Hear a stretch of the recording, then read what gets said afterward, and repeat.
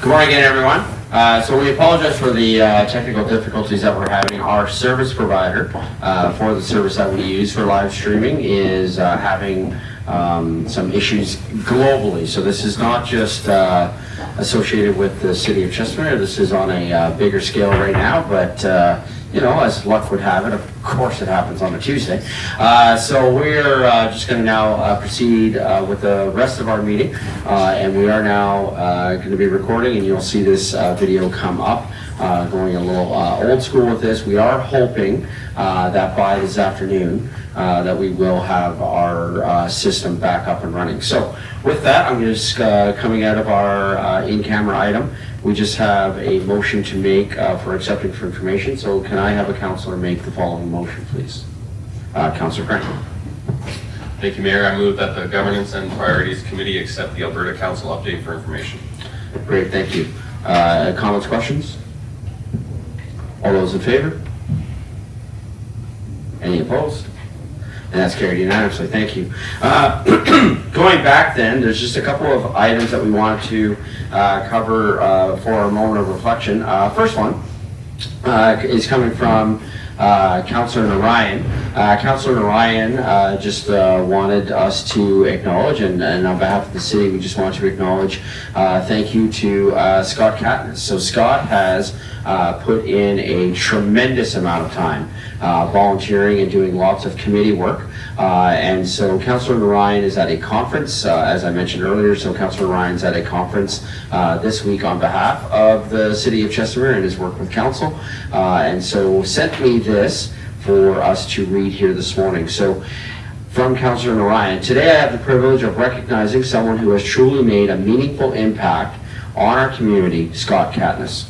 Scott has generously given his time and talent to Chestermere through his service on a number of important committees, including the Subdivision and Development Appeal Board and the Human Services Advisory Board. His contributions have helped shape decisions that affect the lives of so many in our city. But Scott's dedication didn't stop there. In 2024, he stepped forward once again, this time as a candidate for council. A clear reflection of his commitment to serve and advocate for the people of Chestermere. Scott, thank you for your integrity, your leadership, and your unwavering dedication to our community. You've given back in so many meaningful ways, and we are sincerely grateful for all that you've done. We wish you all the best in your future endeavors, and we know that wherever you go next, your positive impact will continue to be felt. Thank you, Scott. So that's from Councillor Narayan, and then on behalf of the City of Chestermere, I just want to express our thank you for Scott's work that he's done for our community, and we have a card that council will be signing and providing to Scott as a thank you for the work that he has done for the City of Chestermere. So perhaps just council, just a round of applause for Scott Katniss and his service to our community. Secondly, for a moment of reflection, I'm going to turn this over to Deputy Mayor Sambo. Yesterday was Red Dress Day, and some of us on council today are recognizing that here on Tuesday with the wearing of red, and this is something that Deputy Mayor had brought forward, and so I just want to turn it over to Deputy Mayor for a quick statement on this. Thank you, Your Worship, and I'm happy today to acknowledge on behalf of Council that yesterday was Red Dress Day. Excuse me. So the following information was taken from a statement on the Government of Canada website. This was written by Dr. Chelsea Gable, the Scientific Director of the Institute of Indigenous Peoples Health, CIHR. May 5th, 2025 marks the 15th anniversary of the National Day of Awareness for Missing and Murdered Indigenous Women and Girls and 2S LGBTQIA+ people, also known as Red Dress Day. It is a day that serves as a powerful reminder of the need to recognize and address the violence still faced by many in Canada. And I'm really encouraged to see multiple members of council wearing red and honoring this unfortunate piece of Canadian history. And I believe for myself personally, making a commitment to do what we can to change this moving forward. Thank you.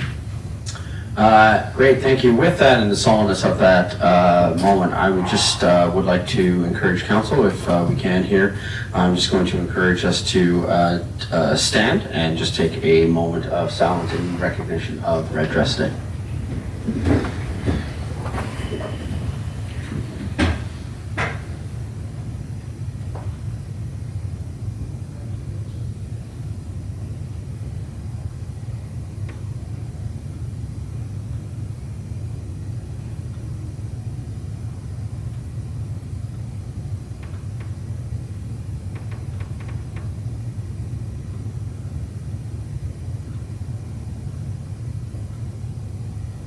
And thank you. Moving now, turning to legislative services, was there anything from legislative services that you had for our public input session this morning? Through the chair, no, there is not. Okay, great, thank you. Moving then to, so one of the things that, again, that we've said is that whenever we have presenters who are coming, we want to start designating them at times. So that way we can be respectful of their time and things like that. And I apologize, I'm sorry that we're a little delayed today with the technical issues, but we're actually going to move to item 6.1. Which is the City of Chestermere assessment, and this is being presented by Bob Dandelin, who is from Accurate Assessment Group Limited. Good morning.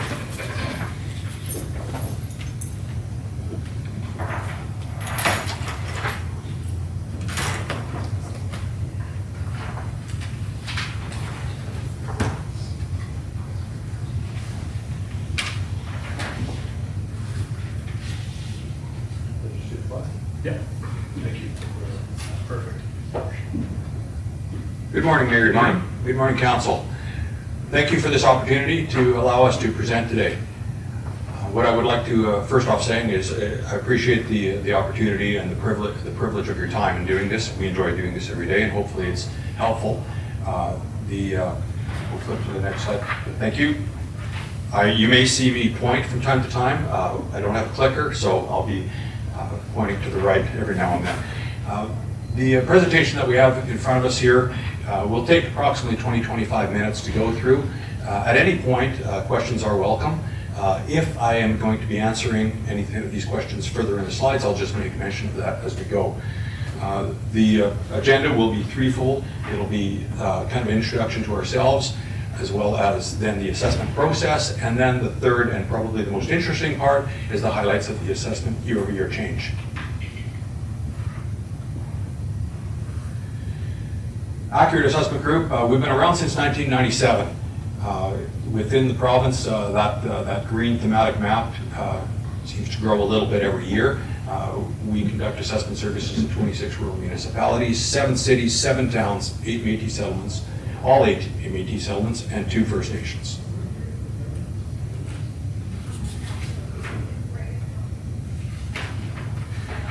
It is our goal to be the city's trusted advisor. So we believe we can do that through our team depth, our communication, and our data integrity. And as a note of interest, we have nearly 500 years of assessment, combined assessment experience within our staff. So quite an extensive staff. Of course, I'm Bob Dodlin. I'm the appointed assessor for the city. There are 2 other individuals within Accurate Assessment Group that are the boots on the ground, the main assessment, assessors within Accurate that deal on the day-to-day level, answering phone calls, answering any questions from administration staff, as well as property owners. We also have there's a list of just a select few within the company that have expertise in certain industries or certain practices, be it industrial related, which there have been some recent topics on that as to the potential for industrial, either manufacturing and processing or whatever the likes is on the outskirts of town. Then we have farmland expert, of course we have a little bit of farmland assessment, et cetera, et cetera. So quite an array of talent within our group. Property assessment overview. Assessment value or assessed value multiplied by the mill rate equals property tax.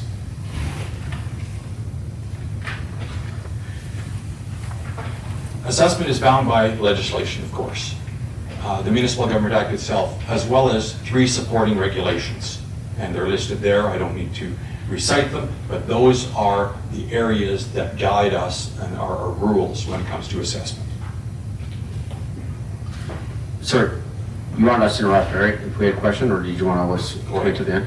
Can you just talk about Copter a little bit? Just because we do have a couple of organizations within our own community that have some Copter status. So I'm just wondering on that one, even for the benefit of our public or possibly some of us on council, with regards to that Copter piece. Sure.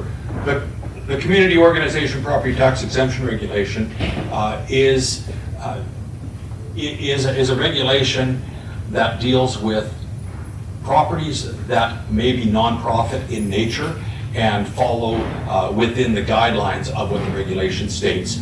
It helps guide council as well as assessors as to whether a property could qualify or does qualify for an assessment exemption, either partial or in whole. Of course, then it may go further than that. The next step may be where council has to make a decision. Since it may qualify, council may have to make a decision whether it will grant the exemption or not. But that's what it's available for. Examples of organizations may be anything from a food bank to a boys and girls organization of some kind to anything benevolent in nature. Hopefully that answers the question, but that's what it's looking like. That's the explanation. Right, and it's a decision of council on the That's top correct. pieces. That's correct. There are some particular circumstances where there may already be precedents set, but they're very generic in nature and very popular, I guess you could say, well known. But there can be specific circumstances where absolutely council is the deciding factor there. Right, I guess then turning to administration, I wonder if this is something council would be interested in, is having a list of the copper organizations within our community, because I'm not sure if you are aware. I'm aware of a few, but there might even be ones that I'm unaware of that have that copper. I'm seeing a lot of nodding, so I don't think we're going to lead a motion of that from council, but even perhaps for our budget conversations that we're having next week, Mr. Edney, if that could be, maybe we'll look to see if that's a public or not public domain, but it could possibly be brought to council even through an email of copper organizations within Chestermere. Yes, you bet. Great, thank you. Thank you. Assessment evaluation. There are 4 assessment classes in assessment. First being residential, non-residential, farmland, and designated industrial property. Residential assessment is assessed at a market value standard, as well as non-residential assessment. Farmland is assessed at a regulated assessment or regulated rate, which is basically a set of government tables that was established back in the 1980s. It has no reflection of market value at all. And then designated industrial property, such as can be anything from linear property, whether it's transmission lines, pipelines, etc., to wells and cable. Those types of properties are assessed at a regulated rate as well, not market value. By far, the majority of the properties in the city of Chestermere either fall under residential or non-residential class, and therefore are market value driven.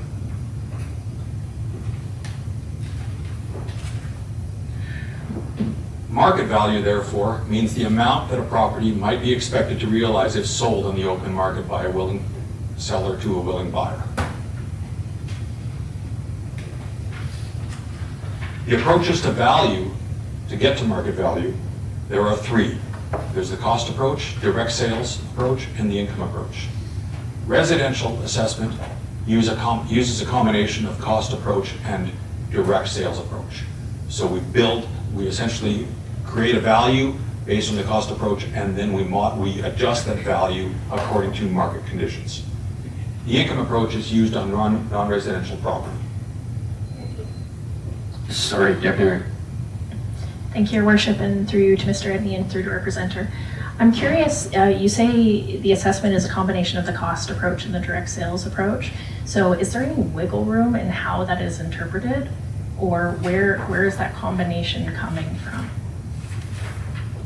To answer the question, the result of the value of a property is based on analytics. So the analyzer can have different opinions or estimations on what they observe in the market. But we go through a lot of processes and analysis to get to where we're at. And essentially, we should be very, very close to market value.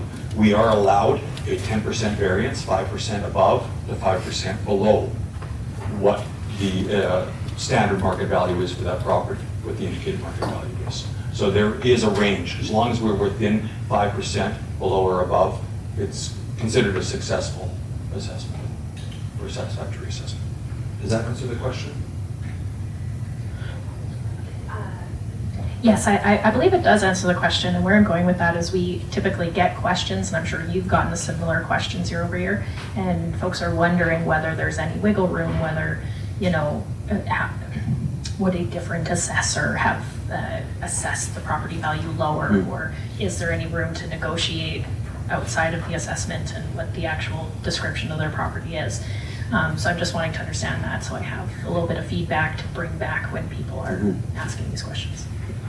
Mayor Dean? Absolutely, that's a great question. So I would not call it wiggle room, that just because I don't like that term and it's been used in the past. However, I understand the question totally. And I think that we will reconsider an assessment, and we will do an analysis. So I'll give an example. If somebody phones in and says, I'm unsure if you're correct with my assessment, can you actually look at it specifically as opposed to a mass appraisal technique and just evaluating all the properties and see if it falls into line? We will absolutely do that. We will not just say, no, that's it, and end the conversation. We'll do a reevaluation of it based on the sales within that area and that time frame. And if we see that we may be a little bit high, we will admit that and make a change, whether it be because of a physical change or difference in what we have versus what is on file, versus what exists, or if we understand that after the analysis, yeah, we may be a little bit high or a little bit low, and we will inform that property owner of the case. It may then turn to equal a revision, or it may equal a change for the coming year, depending on the circumstance. But we will reevaluate. But like I say, we are within, we're allowed to be within 5% above or below. So as long as we're within that parameter, then we would feel that it's satisfactory. Great, thank you. A follow-up I would have on that too, and I believe you just answered in that last statement where it says we would address it the next year, is what happens if there is a dramatic change, especially hopefully not going down. But what if there is a change in the value of a house based on free market? So suddenly values of homes start going down. How is that's then addressed in the next year's assessment, correct? Great question, Mayor Dean. Absolutely. So assessment is always 1 year behind, typically nine months behind when the assessment notice gets mailed out.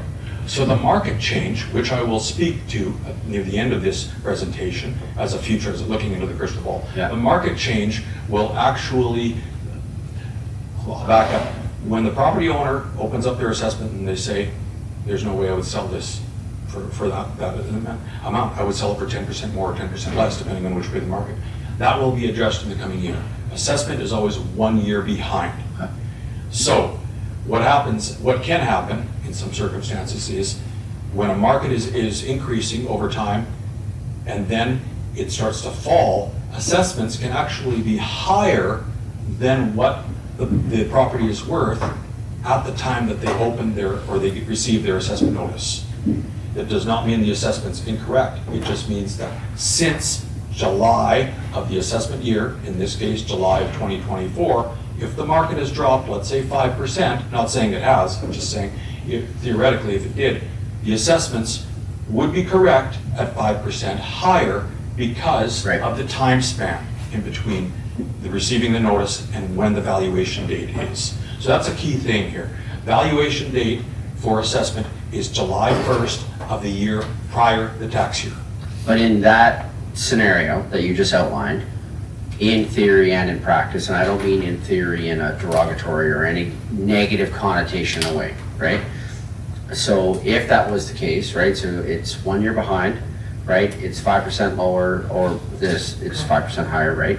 In theory and in practice, and that would then be addressed in the assessment of the next year. Correct. Correct? Correct, absolutely. Sorry, Mr. Edney, I see you waving at me.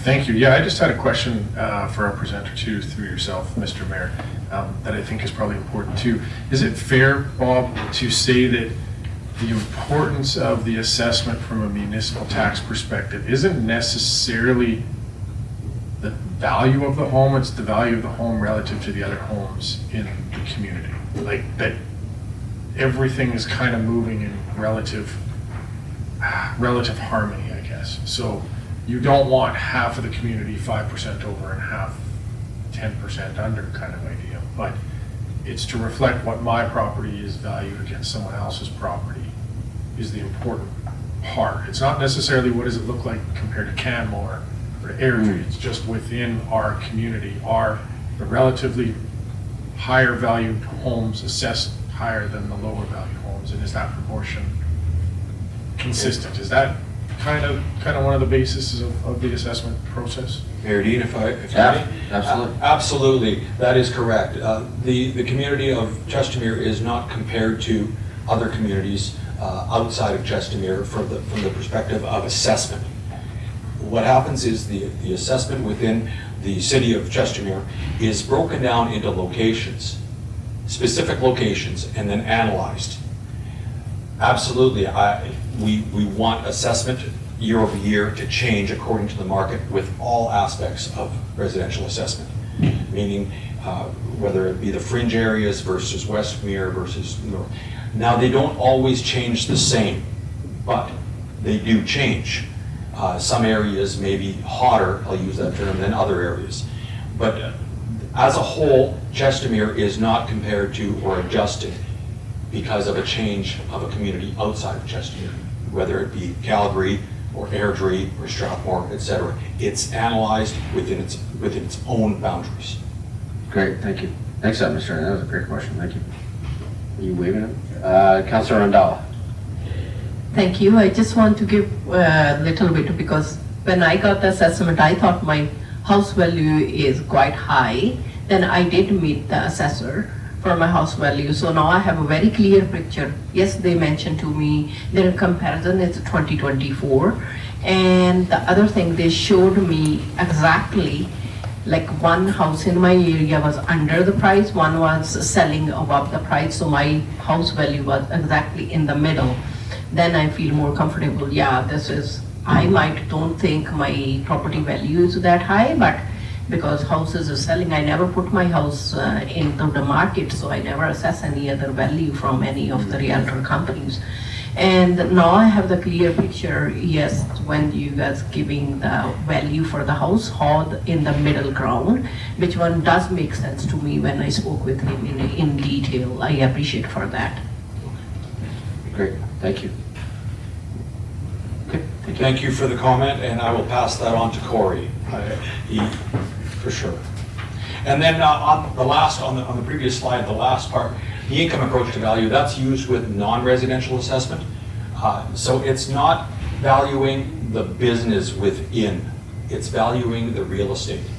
So what happens with office space or retail space or warehouse space is we establish parameters such as the market value per square foot from a lease perspective, the vacancy rates, etc., and we arrive at a value on that commercial space, just like an investor would, same idea. So just touching on that. Of course, non-residential assessment within this community is a small portion in relation to the residential assessment. Do you also, I apologize, sorry, do you also then, that assessment, is that also done on vacant land? Or how does that work? The income approach? Yeah. No, we assess that based on direct comparisons. Just direct, okay. That's thank you. correct, yes, yeah, absolutely. Both for commercial or residential? That's correct, absolutely, yes. A further comment to the previous slide would be with the income approach, the reason the income approach is used is because typically there aren't enough sales in the non-residential market to use a direct comparison approach. Right. Residential assessment and residential sales occur by the hundreds in town, where we may only have in a given year maybe half a dozen non-residential assessment or sales occur. So that way we rely on the income approach and then validate it using any sales that would exist. Would that also be impacted if there was a spike? And where I'm going with that question is, this year, for example, we've had a commercial development open in one of our communities, and that particular development,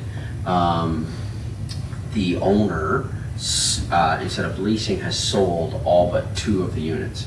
So I would suggest that we would see a spike this year, just given that. So does that at all play into assessment, for, say, for next year, with them being not lagging, but that lags a year behind, right? So would that be a lagging indicator that could affect it for next year, or no? This spike in sales Yeah. will help us validate Okay. where the assessments reside in relation to the sale prices, and that may affect the assessment for the coming year. Right. If we find that using the income approach, we've arrived at a value that is commensurate or reflective of the sale prices, then we know we're on target. Okay. However, if the sale prices suggest other, then we have to find out, we have to investigate as to why. Possibly a higher market rent or lower capitalization rate. It depends. Okay. Thank you. Next slide, mass appraisal. This means the process of preparing assessments for a group of properties using standard methods and common data and allowing for statistical testing. So the items that this includes are, and is relevant are location, lot size, building size, age and condition of the home, and then there's some other factors that contribute to that too. But that's what we're looking at. And in order to reevaluate 12,000 plus properties every year, this is the approach that's used, and it's used across Alberta, mass appraisal. The assessment process. Every year, a property is reassessed. That does not necessarily mean it's re-inspected every year, but it is reevaluated according to market and adjusted according to market conditions. Property inspections, however, can include anytime there's a development permit taken out, or incomplete properties from the previous year, maybe under construction as of the end of the previous assessment year. And then we also break the city down into what we call global re-inspections, geographic re-inspection areas. So the best practice is to re-inspect a property physically, at least visually, once every 5 years. So that's what we do in the city. We've had to remap our re-inspection cycle because of the extensive growth in the last 3 years. What used to be our schedule has changed because we've gone from essentially 8,000 parcels or 9,000 parcels to 12,000 parcels. So you got to take that and divide that by 5. It changes the numbers. So yeah, I'll be talking on that in a future slide here as well. And then getting into assessment inquiries. So this is, of course, for council, staff, and property owners. We hope that if there's a property owner out there that has questions, that they contact the municipality or contact us directly. I believe our contact information is available, and people have been, or attend an open house. We've had three 2-day sessions, or we're having 3 2-day sessions this year.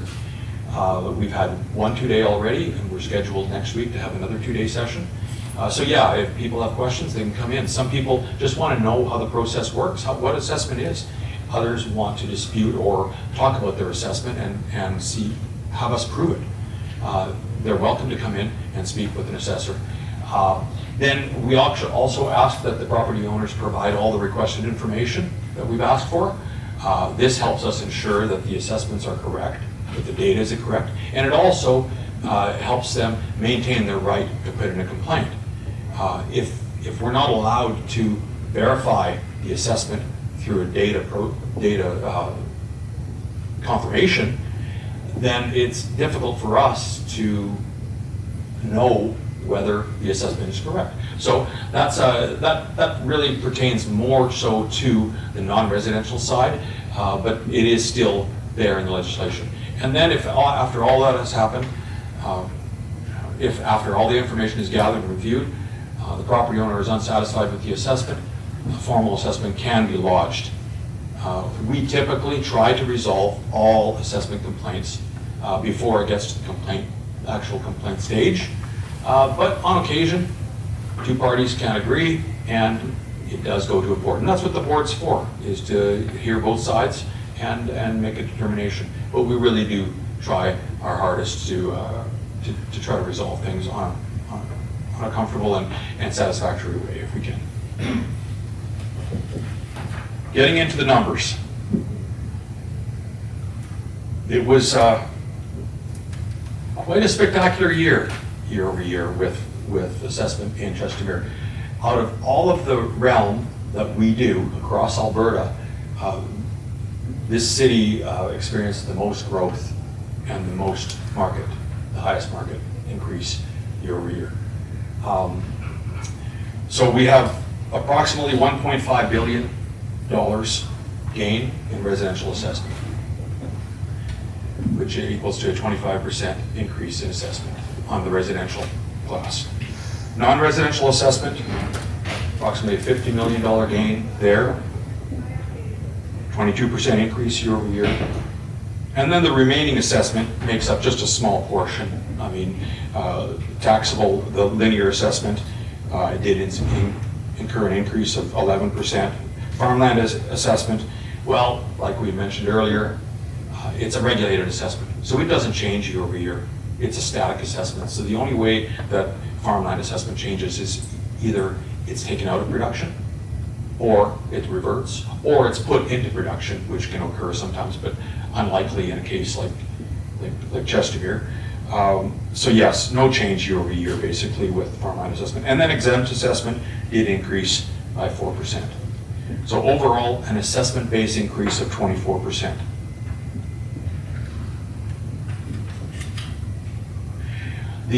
I'll be speaking on the increases of residential and non-residential assessment further in a slide further. It's broken up into two parts, and I'll be discussing the growth versus the market inflation. So here's a 5-year graphic of the different assessment classes. Of course, the one that stands out the most is residential assessment, and as everyone can see, since 2020, there's been a steady increase that's actually been ramping up over the last 3 years. I'm sure there's a question right now in someone's mind as to what's happening in the coming year, and I will be touching on that here in a bit. Now, the last slide was with regards to assessment class. This is the total assessment total history compare. So this is the entire assessment base and what it's done over the last 5 years. Very, very strong values and strong growth, everything. Next slide is a chart that breaks down the change in assessment, kind of an array of change and where it falls in. The important takeaway on this chart, so we have, this just focuses on taxable assessment, which we have 11,814 parcels. The important takeaway here is that, well, almost 64% of the properties are incurring anywhere from a 10 to 25% increase in assessment. And 72% of the properties are, if you bulk that, if you group that with 1 to 10%, 72% of the properties are experiencing anywhere from 1 to 25% increase. As a kind of a note, additional note, new accounts account for over 17% of the total taxable properties in the city. That's an amazing number, and I'll be touching on that here in a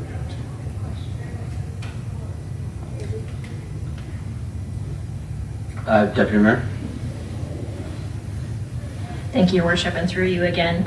I'm curious about these 3.4% and 4.6% that are basically 25 to over 100%. Are these properties that were built that became full houses during that period of time, or who is receiving over 100% assessment increase this year? Mayor Dean, if I may? Yeah. Absolutely, that's a good question. And the next slide will actually, I'll be touching on exactly the question you just asked, but it is new builds with regards to over 100%, typically. There may be some exceptions in there, a few exceptions, but the vast majority of the 541 property count there will be new builds. The next chart is similar, but instead of percent change, it's dollar change. So there, if we focus in on the 100,000 to 1 million or 999,000, you see 2,700 parcels there. That'll be a mixture of new builds as well as a lot of instances where properties increased by over $100,000. And then anything over 1 million will be new builds or potentially new parcel creates, new accounts. A large parcel broken up into smaller parcels, but still large parcels, like in Clearwater, for example. You know, there could be some examples there. The important takeaway here is that, well, almost 55% of the properties, or 6,500 properties, will be experiencing anywhere from $25,000 to $100,000 increase in value. And then 2,700, of course, incurring an increase between 100 and 999. And like I mentioned, a lot of those will be new builds. Deputy Mayor? Thank you, Your Worship. Understanding, so if we take out the new builds, I'm wondering, I'm just not sure if it's represented in here specifically, but where are we seeing the growth? Is it across the board, or is it estate homes that are seeing an increase? Is it entry-level homes that are seeing this large increase? Are there any trends in that regard in terms of housing types that you're observing? So if we're speaking of new growth, I wouldn't say there is a specific trend. I didn't study it, but just from my inspection of the city over the several inspections over the course of 2024, it's a combination of row housing, duplex, nicer semi-custom homes, depending on where you're at and what subdivision. There is a little bit of new growth on the lakefront as well. Not too much on the fringe area, but that whole west side of Chestermere has been experiencing entry-level homes all the way to custom homes. Councilor Schindler? Oh, sorry, can I? Oh, I apologize. I'm sorry, I think, could I just follow up on that? I'm not sure if you're talking about new built homes. What I'm getting at is for existing homes, are we seeing the same rate of growth across all housing bands, let's call it? What I want to spot check is, are we seeing, what would be the most concerning for me is if we're seeing entry-level homes are over 100% increase. You know, like, I want to spot check on that. Are we seeing any trends for existing homes? Sure, to clarify even for myself, do you bands or types? Like, are you talking about like the types of homes as well? Like, are you looking for a trend that way as I'm seeing? Because I'm super curious on this now too. So are you even looking for the idea of, are we seeing a trend not only just in an area, but in this type of home versus this type of home, or when it was built? Is that what you're looking for? That's correct, Your Worship. Yeah, okay. Okay, Mayor Dean. So I'll start with, and I apologize for not answering the question better at the first. I heard growth. So in the assessment world, growth is new construction or new accounts. Right. So in this case, we're talking inflation. And I believe the question is, and correct me if I'm wrong, is are we seeing more, did the market change more in one area of housing than another, essentially? Okay, so what I can say is that generally speaking, no. Duplexes, row housing, single-family dwelling, all increased roughly the same, aggressive. There may have been a few percent difference, and I'll include also condominiums in there too. Some of the more aggressive changes year over year was in the condominium sector. But I would also, I guess, state in that the lower priced homes in the city actually experienced likely a slightly sharper increase than the higher price, but not by a great amount. So condominiums, maybe the lesser valued ones in the city, whether they were, let's say $225,000, they may have been up to now $275,000 or $300,000. The percentage-wise might be greater, but the value change might be very similar to other homes, other home types. So I hope I'm trying to explain that, but there was no specific type of, or specific property type that skyrocketed out of control. It was just everything. It was the entire housing market did change aggressively. And then you guys have been doing it within our community now for a number of years, and we have seen a shift, especially I would say in the last 5 years, whether popular or not, we have seen a shift in the housing types that are offered. So has that also then, how is that, because it does get impacted, so how does that impact get captured? So specifically what I mean is, previously, say even 5 years ago, we did not have apartment style buildings at all, essentially. Now we have a few more of them, whether popular or not, right? I'm not even interested in that debate at the moment, right?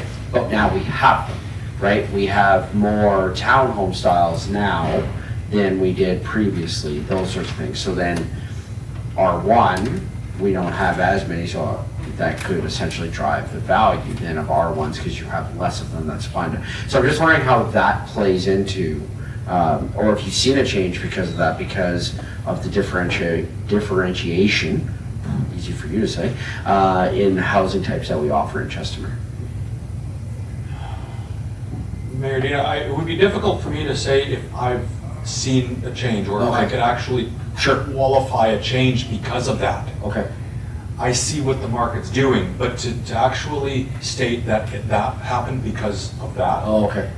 would probably be outside of my realm of Right. being able to forecast. We might be able to answer that question in a year or two, especially the apartment question, because that's brand new. I mean, that's just on the scene within the last 18 months. So how that will affect, I mean, it creates maybe a more affordable housing out there. So with that, you could say elevates everything, lifts everything up. I'm not sure. I'm just it's speculative. Can I tell you what I heard? Sure. What I heard was, and if I'm wrong, please correct me, what I heard you say is that because a lot of this is based on comparison models within a municipality, if you essentially have nothing to compare it to, then it's a new thing. So as you create more comparable models, more comparable housing types, you'll have a better understanding of how that's impacting the market, because you're not comparing a condo in Chestermere to a condo in Calgary, to a condo in Canmore, to a condo in Airdrie. So if you have a new housing type, you need to let that play out within your comparison models that you're doing for the assessment values. Would that be a better? Yep. That's what I heard you say. That's what I said. Yep. Okay. It is because Okay. it's such a difficult. We are reactive. That's Right. That's what assessors are. Okay. We are reactive. We look at what has happened and we put values on. We don't forecast economies and Right. what will happen. So that is not my forte. Although I learn a lot as I see things unfold, and that's exactly what we'll be doing. And your economic development officer may be able to answer that question better than I could.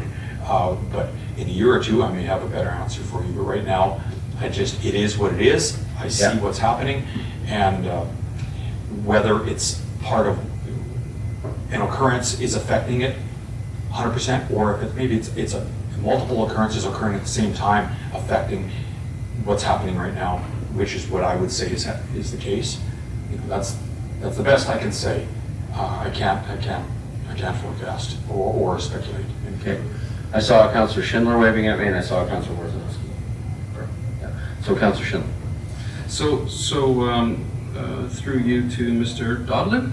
Yes, Dodlin, these data really interest me, and I'd like to see a little bit more detail in said data. For example, 25 to 999 for me is a bit broad when we're looking at it. And so is it possible to see this based on like a bell curve of where the gradient or where the sort of median of the property sat in our community? Not right at this moment. Not at this moment, but So, yes. so essentially, if I'm mistaken, correct me if I'm wrong, you want an average assessment in 2023 versus an average assessment in 2024. That change?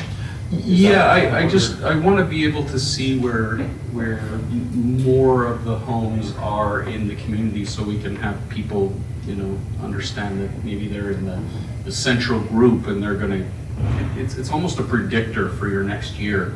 You're in this group and you're gonna go up by the middle of the road. For me, as a person that budgets for their property assessments, knowing that I'm going to be sort of in the middle of where the property values are going up on helps me prepare for the next year. It also could help us as a council look at ways we can or work with our property values and bring, because we're trying to make more affordable housing, so we can see that, oh, well, this type of housing doesn't really like to go up very much, so we can promote building more of those to our developers. I think as a holistic look at how communities are built, it helps us to understand why we choose to put more smaller homes in place of these large estates that go up quite a bit. And I think, though, to clarify, if I may, we don't choose the housing types that go. No, we don't. choose the zoning, we choose the zone. right? And that's based on, that's a whole, but we don't choose the housing. types. No, we don't. Sorry, I may have misspoke there, but the idea is, especially when we get zoning changes come towards us, that we can look at that as part of the aggregate data and have that sensitivity. Okay. Okay, so stratifying this set into specific housing types, would that help? So Yeah. single-family dwelling versus, I might be asking for a metric ton of data, based on years built, how, if they have solar panels, things that, I don't know, I'm just interested in, so. Yeah. So just given our technology challenges today, I just want to clarify a wording that I had used, and thank you, Councillor Grant, for that correction on that. What I meant was approve. So Councillor Grant had mentioned that, but because of our technology changes today, we don't have our mics going as well, so thank you, Councillor Grant. We approve, not choose, and that Yeah, would we be don't- a key fundamental changing in words, so thank you for that, Councillor Grant. Mr. Egley. Thank you, Your Worship. I was just going to say to Councillor Schindler, maybe offline we could have a conversation, and we could have a conversation with the assessment group of what data do we have that we could make some sort of comparisons or charts with to help address some of your questions. Would a workshop be useful going forward? I say let's take we'll take that conversation back offline, Okay. and then we can go from there. Councillor Wozzanowski. Thank you, Mayor Dean, and through our chair, through administration to yourself. I think, I'll ask the question anyway, even if you can't answer it, because I think it's been kind of asked in a number of different ways. The way I'm looking at the information is a lot, assessments are going up all over Alberta, certainly. And because we have such a volume of new supply of new homes, that probably inflates the general assessment values, because new homes in general cost more for the consumers. Yes, there's a supply and demand effect because the market decides the price. I'm curious if you have any metrics, and maybe the building community has this metric. If you were to buy a like-for-like home here versus our neighboring communities, how are those assessments being compared from municipality to municipality? Because everybody will say, well, it's actually more expensive to live in Chestermere. Well, what about a new home? Is it the same? You go to Calgary or Airdrie, which communities are considerably older than ours, with a considerably larger inventory of older homes, with the assessment values not going up correspondingly as much as new homes are. I'm just curious if you have a feel of what that looks like, because when people come to the city of Chestermere, they really want to know, is it more affordable or isn't it? In a general sense, it's saying that it isn't, but is that true? Because new home values may be skewing that information.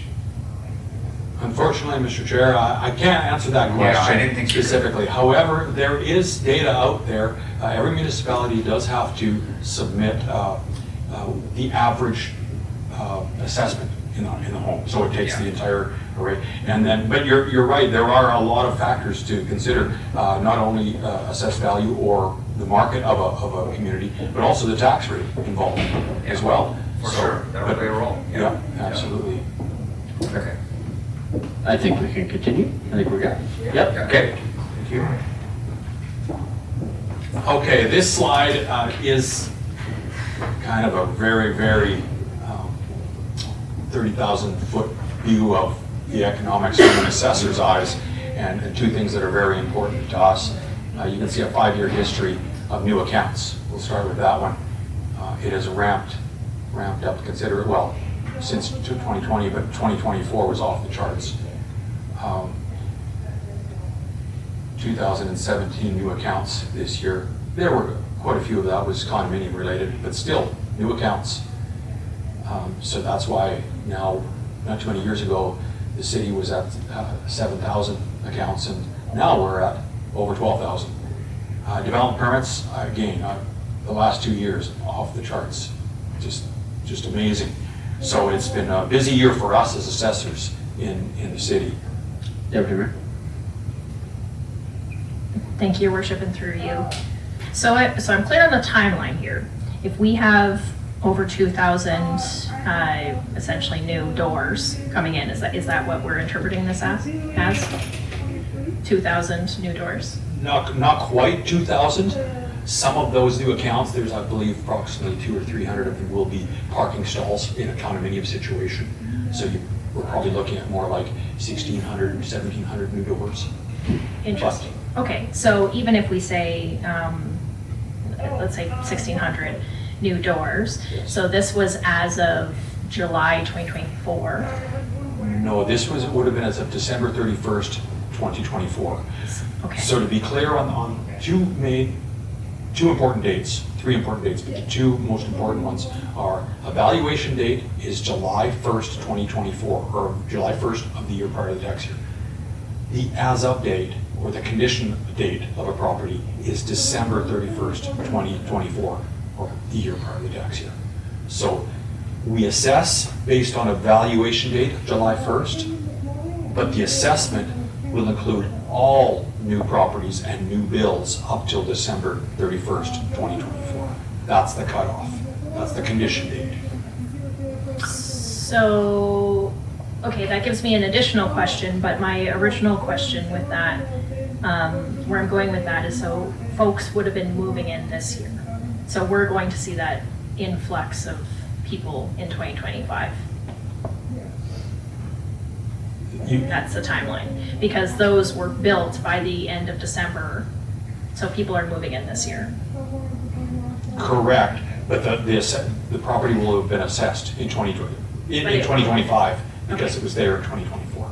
So my follow-up question on that is, if this is by December 31st, 2024, what if, I'm trying to think if there is an actual example of that, but between that July assessment date and then the December date, what if at the July date it didn't exist? Then is their property being assessed at the it didn't exist value? No, it's presumed, we assess any new construction as of the stage it's at, whether it's complete or incomplete, as of December 31st.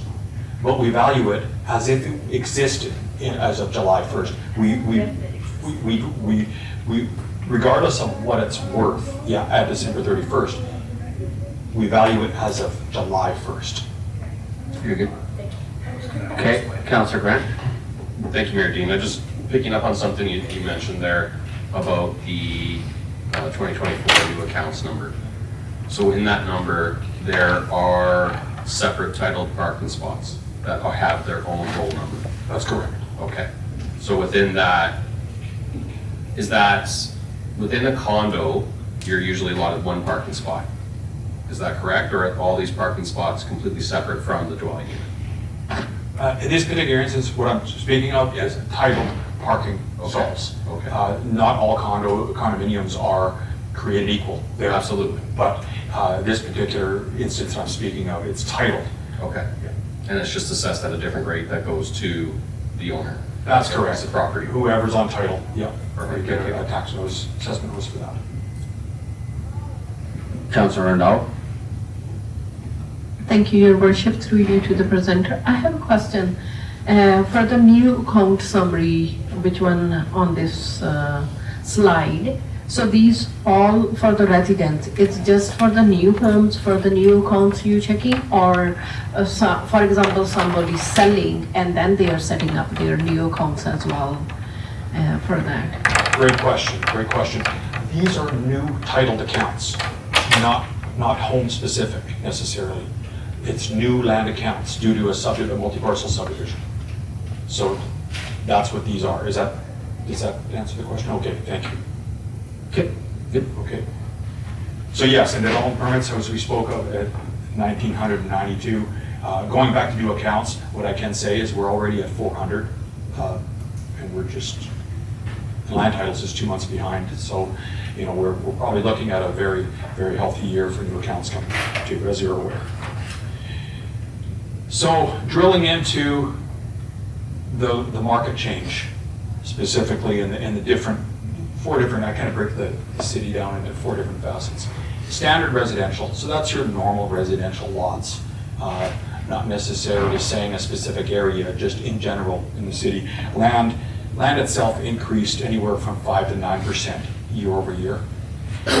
Overall improved, and when I say improved, what that means is land with houses, land with dwellings, with buildings, increased anywhere from 11 to 15%. Typically, not to say all properties fell into this, but that was the typical change year over year, depending on location and some other factors. Residential lakefront, land, anywhere from 5 to 7% increase, typically speaking. Overall improved, anywhere from 6 to 21% increase.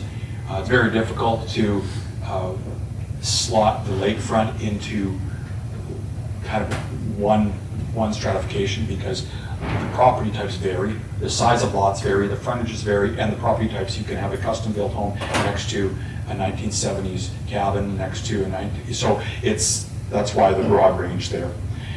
Residential fringe doesn't make up a lot of the assessment in town necessarily in the city, but land increased 12 to 21%. Probably partially, that aggressive land increase, probably partially due to the idea of new development, could be, leading that a little bit, expansion, urban sprawl, et cetera. And then overall improved, 10 to 21% increase on fringe properties was typical. And then residential condominiums, because there are so many of them in town, it makes up a large portion of the residential assessment, increased anywhere from 11 to 24% year over year. So quite an aggressive year. So if we remember, residential assessment increased 25% year over year. Actually 25.3% is the exact figure. That is broken out into 2 parts. There's 2 items that make up residential increase or residential change. Part of that is going to be new growth, new construction, or finishing of last year's projects. That's going to be a big part of it. And then market inflation or market change. This year we had, of that 25%, approximately 11% is due to new growth, which is great. And then market change of 14%. So there, those 2 up, that comes up with 25%. So as you can look at the 5-year history on that, $1.5 billion increase in this year's assessment. Last year was over a $1 billion increase. And as a quick summary, in 2020, the assessment base for the city was $4 billion. It's now 8. So.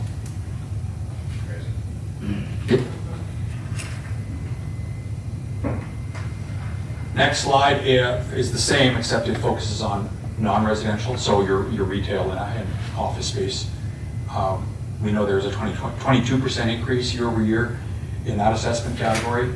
12.5% of that was due to new growth, and then about 10% is due to market inflation. This is the reinspection cycle. I spoke earlier about the 5-year plan. This has been, had to be revised this year.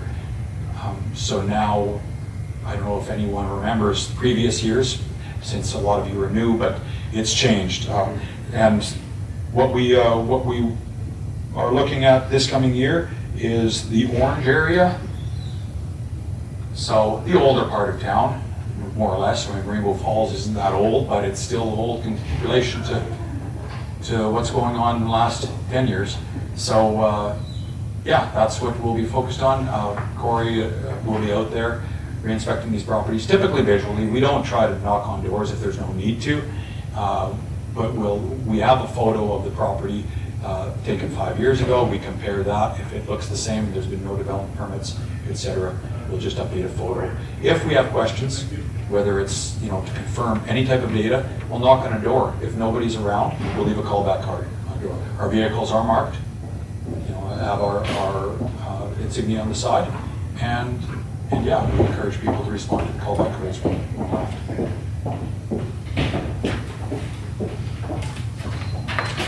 Moving forward, so before I hit the bullets here with this, I will say a question I'm sure is on your mind is what's happening, what's going on since July 1st of 2024. So what I can, I guess, happily say from my perspective is because it's been a busy 3 years, or increasing every year, things have flattened out. They've calmed right down. Overall, I would say very little change in assessment, looking at the broad scope. There may be a few areas that'll still increase. There may be a couple of areas that will decrease. So essentially some tweaking, depending on what the market's done. The first part of, I would say, between July and December was kind of confusion in the market. There were some areas of town where I would see a property, go for this amount, and then a property very similar to it go for 40,000 more, yet they should be very similar. So there's like confusion. So it's almost setting itself, and then I just looked at April sales, and yeah, it's calmed right down. I'll just use that term. Yeah. So we do not see any type of aggressive change year over year on the residential side at all. Non-residential, I haven't studied that. There's not enough data to know that yet. But that's whether that's good news or not to anybody. That's where it stands. So hopefully that's enlightening. With regards to the very last slide, yeah, moving forward, we're fielding calls right now constantly. Resulting from the assessment notice mail out. We're answering inquiries, addressing concerns, having open houses, etc. We'll be doing that all the way up until into June. Then in July, or late June, July, and then in September again, we'll be mailing out the request for information letters that we typically mail out. We'll be conducting the inspections that we're doing, the reinspection cycle that we'll be doing, etc. And then come fall, starting in September, October, we'll be preparing the supplementary assessment and then assessing all the new construction as well, adding that into the mix and analyzing the new market data. So that's pretty much summarizes. I do want to offer to share a little bit of information. We don't do the surrounding communities, of course, but what we do, you may be interested in. As you can see by the map, we focus on the northern part of Alberta. So a sister city, you could kind of call it Beaumont, kind of similar in nature.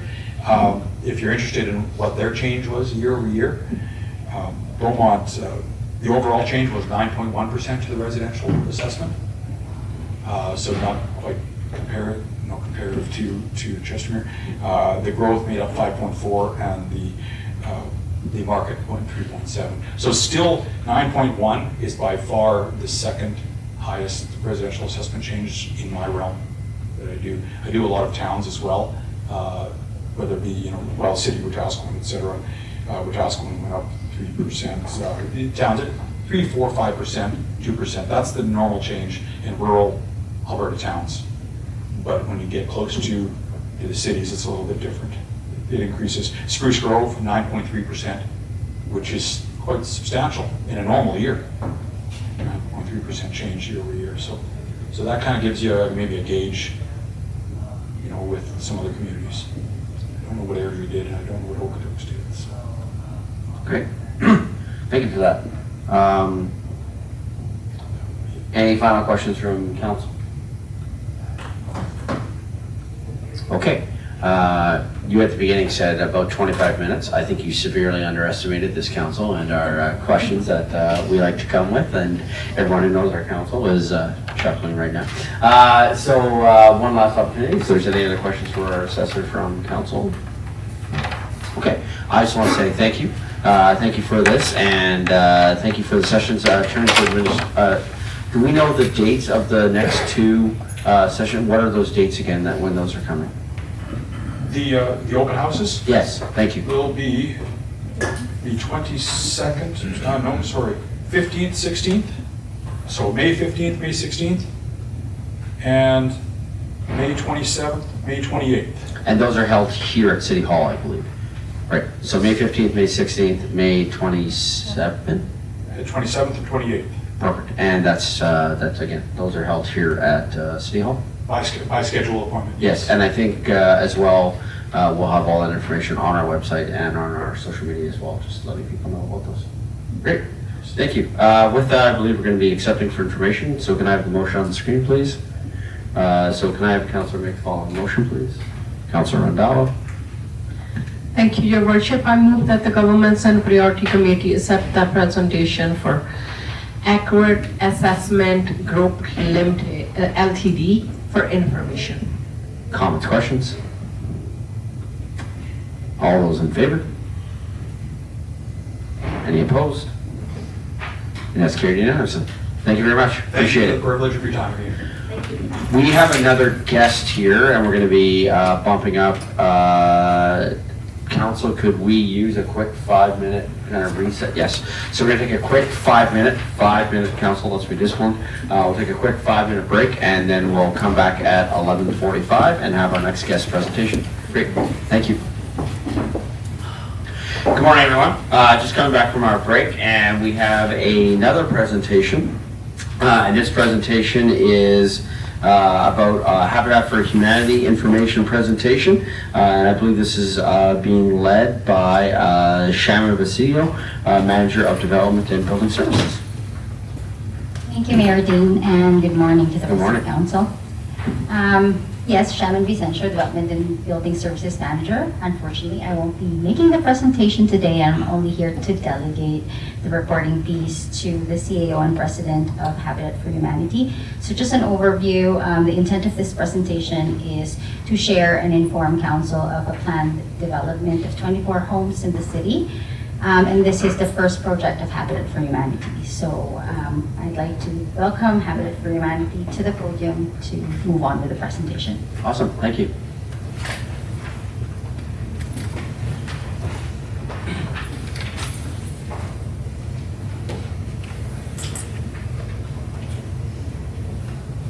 Good morning. Good morning. Thank you for the opportunity to Yeah, thanks for coming. meet with you and to share with you the work that we hope to do in the community of Chestermere. My name is Garrett Owishi. I'm the President and CEO of Habitat here in Southern Alberta. You can keep advancing. One more. We need to do something with this one. I think, yeah, you can just go back 2 slides. Okay. Yeah, and that's.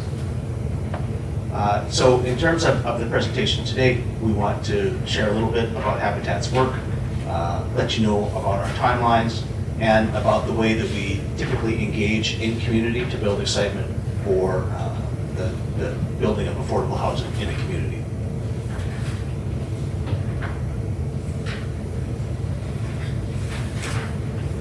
So a little bit about Habitat for Humanity. So Habitat for Humanity is a global aspiration to help working families achieve housing stability. We as Habitat for Humanity Southern Alberta basically are an independent entity. We are a charity and we build south of Red Deer within the province of Alberta. So I want to talk a little bit about who we help because it really sheds light on the importance of this work. So our focus is on working families who have children at home. These are people who earn around $55,000 a year. So while they're working full-time, what these families find in a province like Alberta is that housing stability can be a real struggle. So these are people that we interact with every day. They're the personal care assistant working at a local seniors facility. They're the teacher aide at your school. They're the construction workers down the road here helping to build these homes. And what they find is that they're either paying more than they can afford for their housing, which means that they're making difficult choices sometimes, like between food and rent, or they're moving frequently to afford housing, or sometimes they're living in overcrowded or unsafe conditions. And so to help these people, to help these neighbors, Habitat does a few things. So the first is that we build starter housing. Right now our focus is on row townhouses. And this is our focus because it allows us to help larger families, and it is the build form that is in shortest supply within our communities. In addition to building the starter housing, Habitat also provides the families with the financing. So we as Habitat provide them with a no down payment, interest-free mortgage, and we amortize over a longer period than the bank. So we will amortize over, say, 35 years. And the combination of those three allows us to help a family who is earning, say, $55,000 get into this home and be able to make payments that are truly affordable for themselves. Once the families are selected, we work with them to prepare them. We run them through money management classes, home maintenance classes, really just preparing them for the journey of being homeowners. And then I think a very unique aspect of the Habitat model is that we as Habitat will reinvest the family mortgage payments to us into the next build. So that is what allows us to continue to build from community to community. So every community we come into is benefiting from all the homes that we've built elsewhere. And then just a word that we also have a social enterprise, which we call Restore, which sells donated construction materials. And the value of the Restore to us is that it actually covers our operating costs. So that means that as a charity, all the money that we raise, all the money that we're able to put together goes into the deployment of housing. So in terms of speaking of where our housing and our families fit in the housing continuum, so we see two paths. One is that we are pulling families out of subsidized rental housing or low end of market housing. The other is that we're pulling families out of market rental where they are paying more than they can afford. So in a lot of communities, what they see is almost a double down effect. By us pulling families out of the existing subsidized housing, we're freeing that housing up for emerging families. Families come into partnership with us over a period of time, they save money, build equity. When they're ready to graduate from our program, we buy the home back, we refurbish it, we put another family in, and we continue to cycle. So in some ways, we're almost a conveyor belt, helping families who are struggling get onto the path to independence and being permanent community members. This is just a snapshot of where we're going to be building in Dawson Landing. This is a Qualico development. So we bought 1.3 acres in this area. It'll be 24 row towns. Each unit is about 3 bedrooms, 1.5 bathrooms with a developable basement. And that's important because we do see a lot of large families applying, and large families probably have the most difficulty getting into stable housing within our communities. There is 2-bedroom condo stock that's available, but the minute you get into a larger family, it's much harder to find rental that you can afford or something that you could buy. Just in terms of the community of Chestermere, we've looked at your priorities and feel that this project is a very good fit. Our families are all employed and working. Most communities are looking for, most community businesses are looking for staff. And by having the housing that they can afford, it does allow people to live and work in your community. We are increasing the supply of housing. We're increasing the diversity of the housing. And in a way, we're creating 24 new tax-paying members of your community. So in terms of the timeline, we have the land secured, we have the design done. We're working with your administration right now on the development permit. We have announced to the public this project, and we're going to begin our community engagement this summer.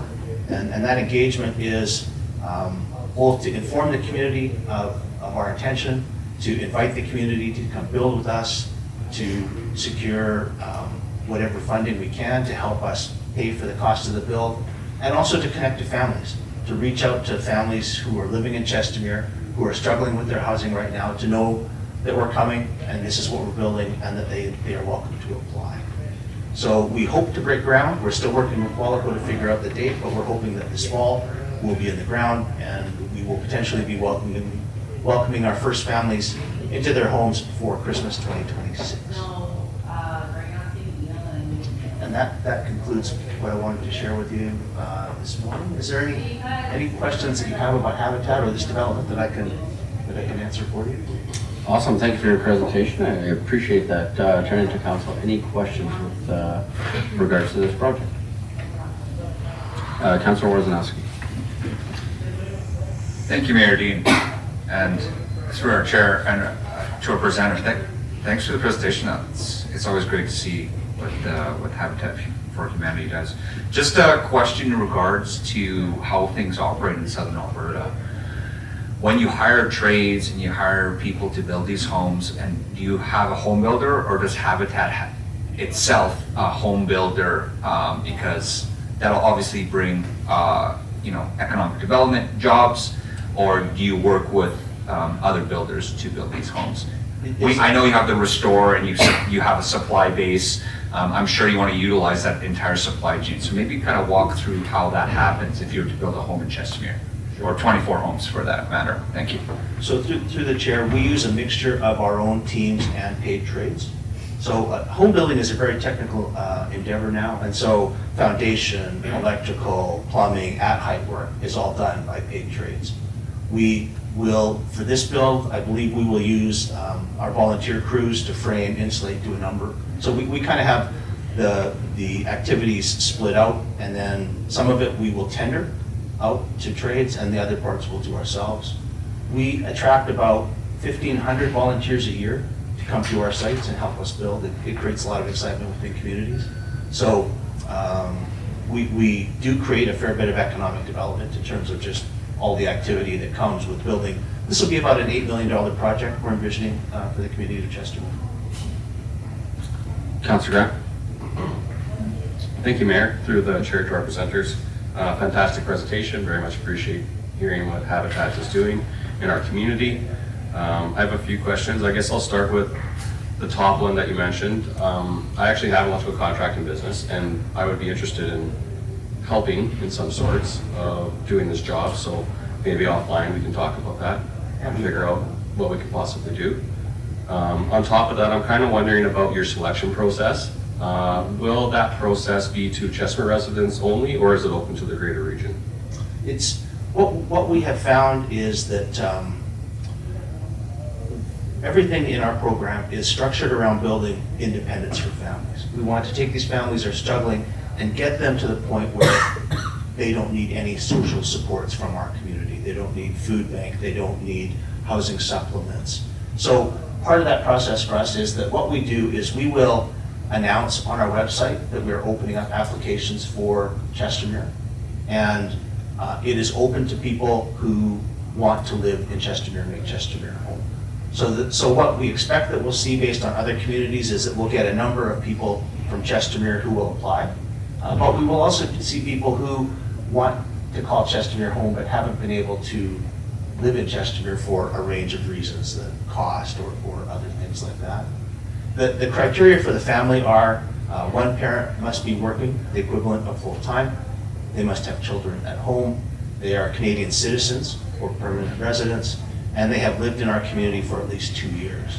So the 2-year piece is because home ownership is a stabilizing force for families, and it is a long-term solution.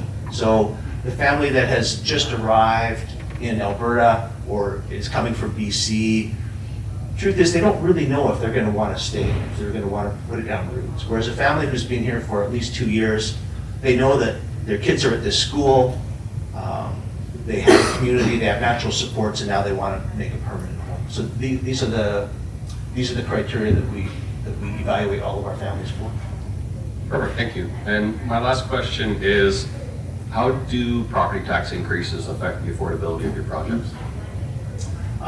Everything, every little bit affects the affordability of the project. And so there's two pieces to us. The first is our cost to build. So we are a charity, this is an $8 million project, so we will be talking to all orders of government, we'll be talking to community, we will be raising money throughout Southern Alberta to help us deliver this project. So anything that the community can do to help us, or the municipalities can do to help us, does make a very big difference. In the report that we submitted, we shared what some other municipalities have done in terms of either providing the land for free, waiving fees, for those municipalities that access like the Housing Accelerator funding, connecting us to some of that funding.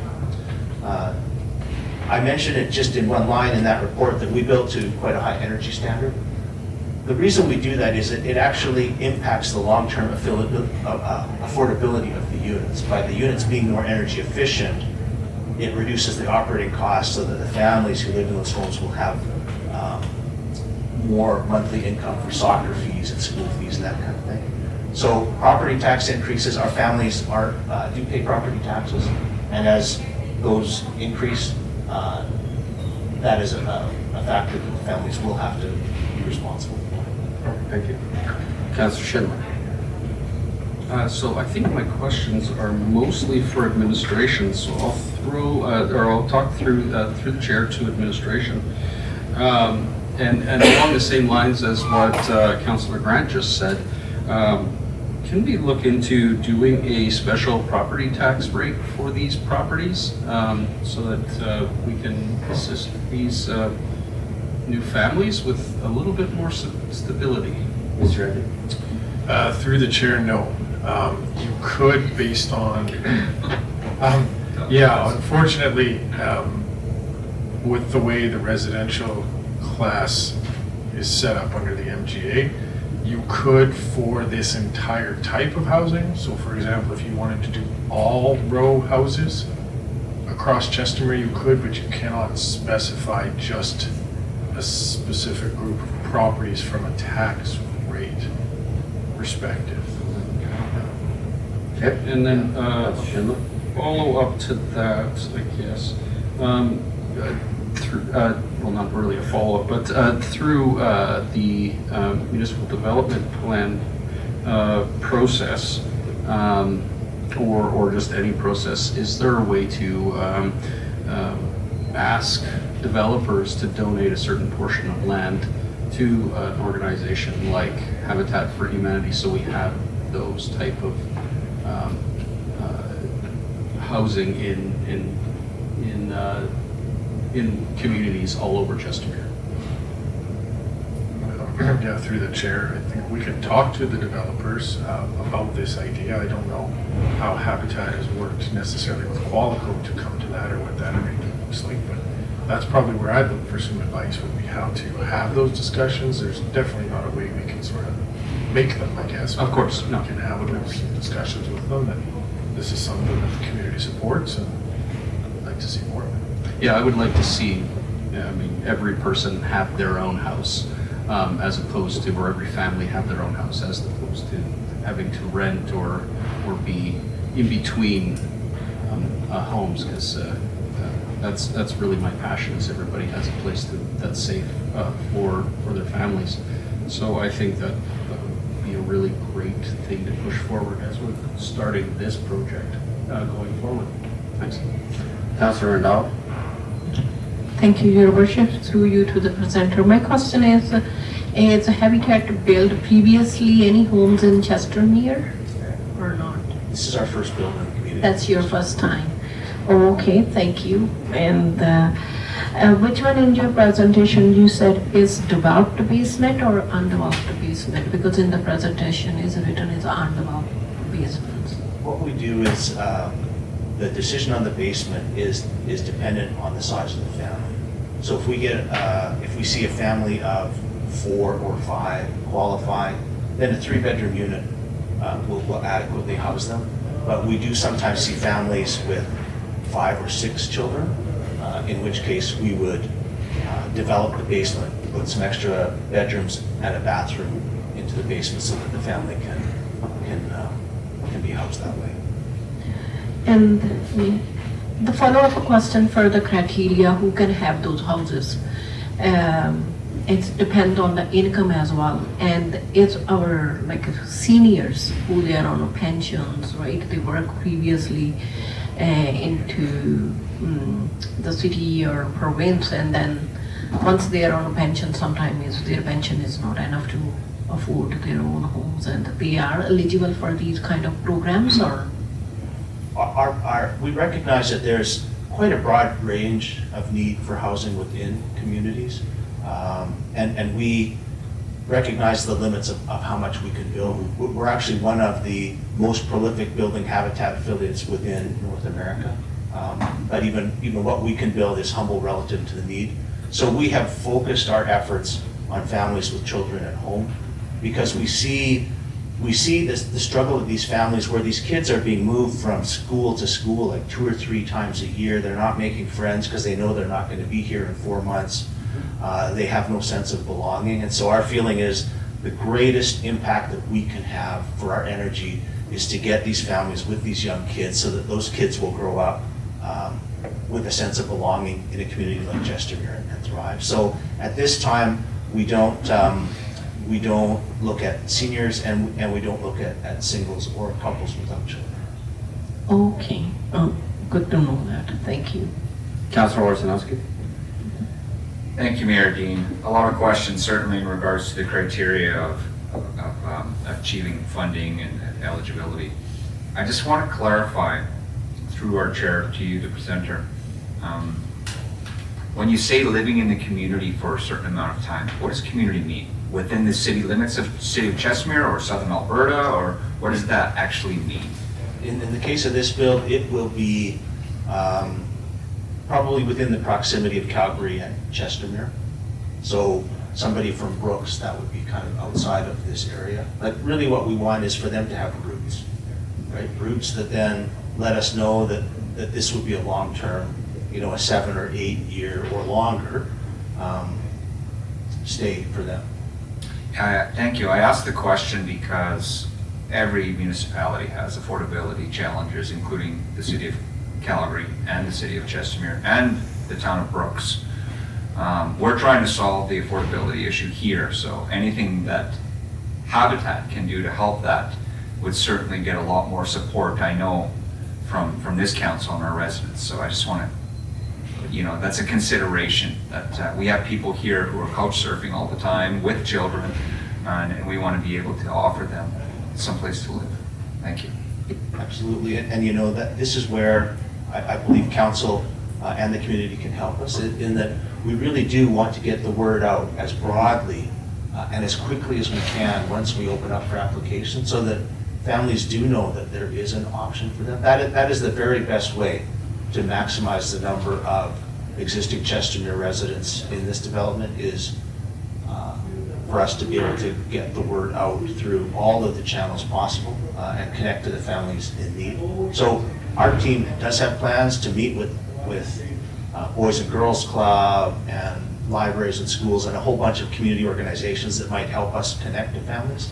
But anything that administration and council can think of would be much appreciated as well. Awesome. Mr. Edney and then Deputy Mayor. Thank you, Your Worship. Just a question to our presenter. If somebody wanted to get involved and help out, how do they do that? Whether it's through services or donate money or go to your website, how does somebody get involved in this specific project from the community? Yes, we have announced the project and it will be up on our website soon. And so through our website, you can donate, you can sign up to volunteer, and there's a number of ways that people can engage with us. Deputy Mayor. Thank you, Your Worship, and through you. I do have a question, but first the preamble. I'm so excited to see this presentation today. I didn't know it was coming before we got our agenda package, which is just normal. That's a typical process. But I think this really could fill a particular niche in Chestermere. So the elephant in the room, whenever we're talking about any kind of development in Chestermere, is density. So you might get some feedback, we might get some feedback from the community saying, these are townhomes and we're worried that it's a new approval. Could I get confirmation? I think that this is already an approved area, Yep. right? So you're not coming asking for any rezoning. What you're saying is, this was going to be this type of housing very likely anyway, and we're gonna make sure that Chestermere families can afford to live in it. And I think that is an absolutely amazing opportunity. So I also have a lot of faith. I know your organization reasonably well. I've been following for a while. And I have a lot of faith in your organization's ability to choose the right people with the best opportunities for this. And I think what you'll find is a lot of folks who are currently renting in Chestermere who may actually be able to enter into home ownership through this program, paying similar to what they're renting for, or maybe even less, because we don't have very affordable rentals locally either. So actually, my question for you is, you suggested some ways that a municipality could support the project, but I'm wondering if you have a preferred way that the municipality could support the project. There's some financial options here. What's your wish list? What's your dream? Certainly, thank you for the question. And, on the financial side, if the municipality is open to looking at what resources you have available, and every municipality is a little bit different. There are municipalities like Brooks that feel like they have quite a lot of land, so they've made that available to us. If you have funding to catalyze, say, certain types of housing, like affordable housing, if we can have a conversation with you on that, we can have a conversation on the relaxation of fees. These would all be valuable. And I think also, so that's on the funding side, and then on the engagement side, we're looking, one of the things that is really wonderful about the Habitat model is that we build it with the community. And so if you've ever been to a home dedication of ours, really Habitat is there, but it is the community's celebration. The community is just thrilled that the community has come together to build this housing and to take action on an issue. And so you would know who we should meet with. You would know who the influencers are. You would know who the people are that are natural connectors. Any of those referrals would make a very big difference to us too, because this is our first time in your community, and so we don't know any of those things. Any of the trades that might be interested in getting involved. Any of those recommendations that you can have as experts on the community would be a great value. Well, something that I see right away is we have something called the Mayor's Task Force for Not-for-Profits. And I would like to have you guys come in and meet with that task force because that would give you an opportunity to meet the broader sector all at once, right? And so those are going to be the people that are going to really know the clients, know what's out there. They're the ones that are dealing with the needs right now. On that committee, for example, is our food bank, is Synergy, is the Women's Crisis Society, a number of others as well that provide direct social services within our community. They're all in the room, all at the same time, once a month. And so I see a natural connection happening that way. And so offline through our executive assistant would love to just book you to come to a future task force meeting. I think that's a natural way we can start to facilitate those conversations. And then to Deputy Mayor's point, perhaps through that could be some other recommendations come back through there as well. But yeah, that's one connection point that I see immediately. That would be an easy setup since we already have that vehicle to utilize.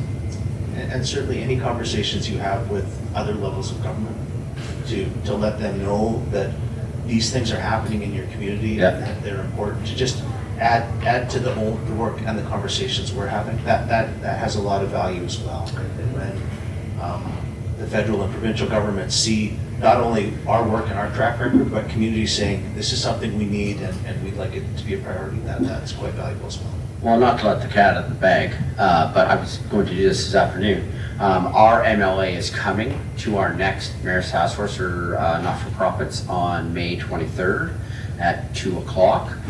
So maybe if somebody from your team is available on May 23rd at 2 o'clock, it might be a really good time as well just to engage right away, because that's something that I was going to talk about.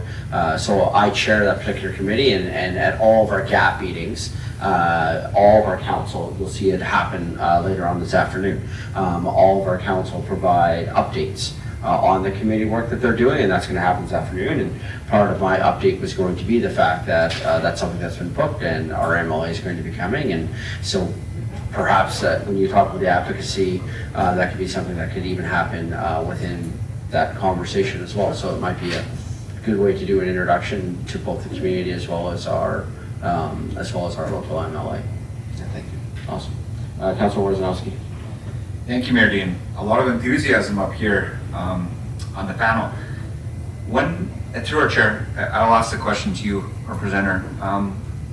Do you typically build the homes without and just build them after, or is the application process has to be approved before you actually build a home for a certain family? When are you, explain how that, if you're talking about putting families in homes in 2026, how long by the time somebody applies do they find out when they get into that place? It's a very good question. Thank you, through the chair. It is kind of a miracle, this thing that the Habitat teams do, because we will secure a piece of land, and we will identify a point at which we want these homes completed and families in, and then all of our teams work backwards from that. So now that this build is announced, our fundraising teams are ramping up our communication to the community to help us raise that $8 million that we'll need by this moment. Our family service teams will shortly be opening up application to families. Families will be vetted. Families do 500 volunteer hours to demonstrate their commitment to the program.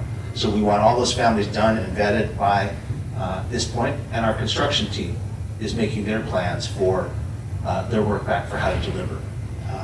It is remarkable how often we can actually hit that point and have the money and the family and the construction all finished in that moment. But it is a bit of an artful process to get there. So, thank you. So you don't know when families can apply yet? It will be, I don't have the exact date, but it is forthcoming in the next month or so. So in the near Very term. soon. Excellent. Yeah, let's find out when. Thank you. Okay, so with that, yeah, I would agree. It sounds like we do lots of enthusiasm and lots of ideas, and I'm sure through our administration and with council as well, we can come up with some ways to find ways how we can support this project moving forward. So thank you for your presentation today. We appreciate it. With that, I believe we'll have a motion to accept for information. Can I have a councilor make the following motion, please? Councilor Worzanowski. Thank you, Mayor Dean. I motion the Governance and Priorities Committee accept the Habitat for Humanity presentation for information. Comments, questions? All in favor? Any opposed? And that's carried unanimously. Thank you very much. We're going to take our lunch break. We will come back at 1 o'clock. Thanks, everybody. Thanks for coming. Good afternoon, everyone. We're just returning to our meeting agenda here. We're still continuing to experience the technical difficulties. Our IT team is working very hard behind the scenes, buzzing in and out of the room here, trying to get things going. But again, this is not just an us issue. This is an issue with our providers. So we are recording the meeting, and we'll be uploading it within the next couple of days. But again, I apologize for the technical difficulties with our technology right now. So, moving now to item 5.2, which is bylaw 025-24, which is our animal control bylaw, being presented by Mike Fluker. Good afternoon. Good afternoon, Mr. Mayor and Council. Mike Fluker, Community Operations Director, and I am bringing to you this afternoon. Mike, go closer to the mic. It's good. It's on, just talk closer to it so the camera can. Try and do this properly. So we have the, an amended animal control bylaw, which I know we've been waiting for very patiently. This has been worked on extensively by some key people, one of which is here with us today. I have Officer Blair Zinkham, who is very familiar with writing out bylaws and is instrumental in putting this together. There's a couple of things that was done so that we could, through enforcement, be effective in the application of the bylaw. So some of the changes that were made reflect that capability.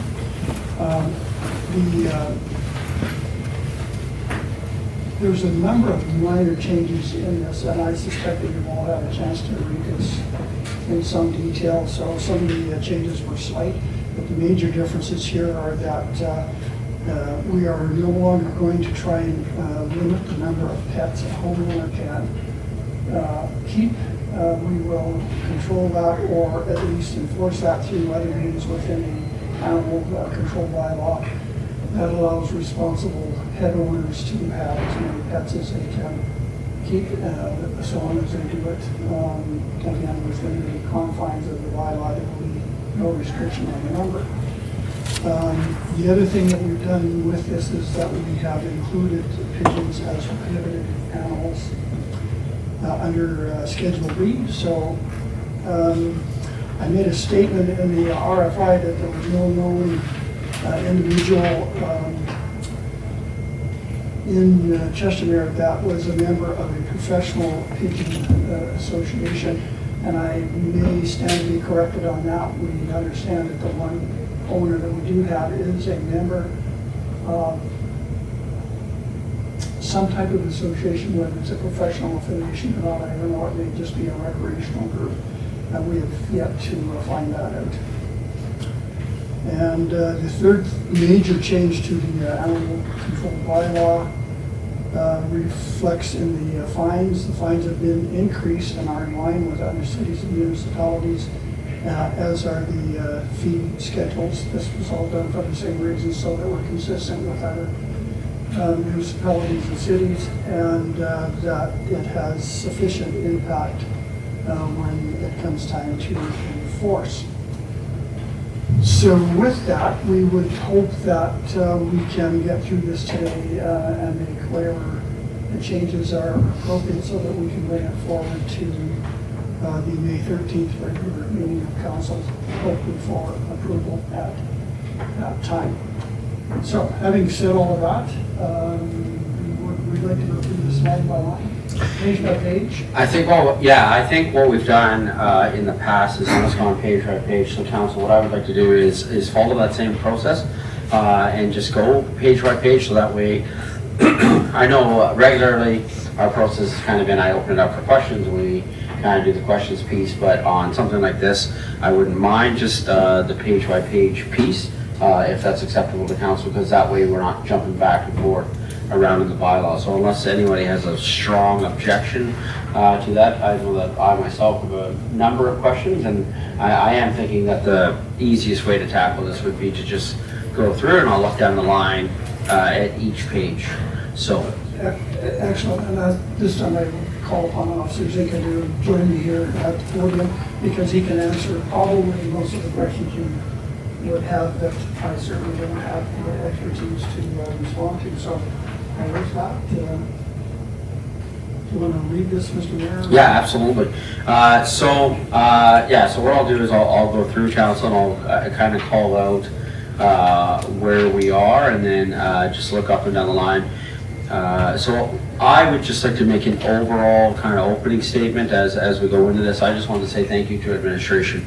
I would say from an overall standpoint, this is a much, much stronger, clearer, more concise, certainly, again, I already use this word, so sorry to be repetitive, it's much more clear and understandable.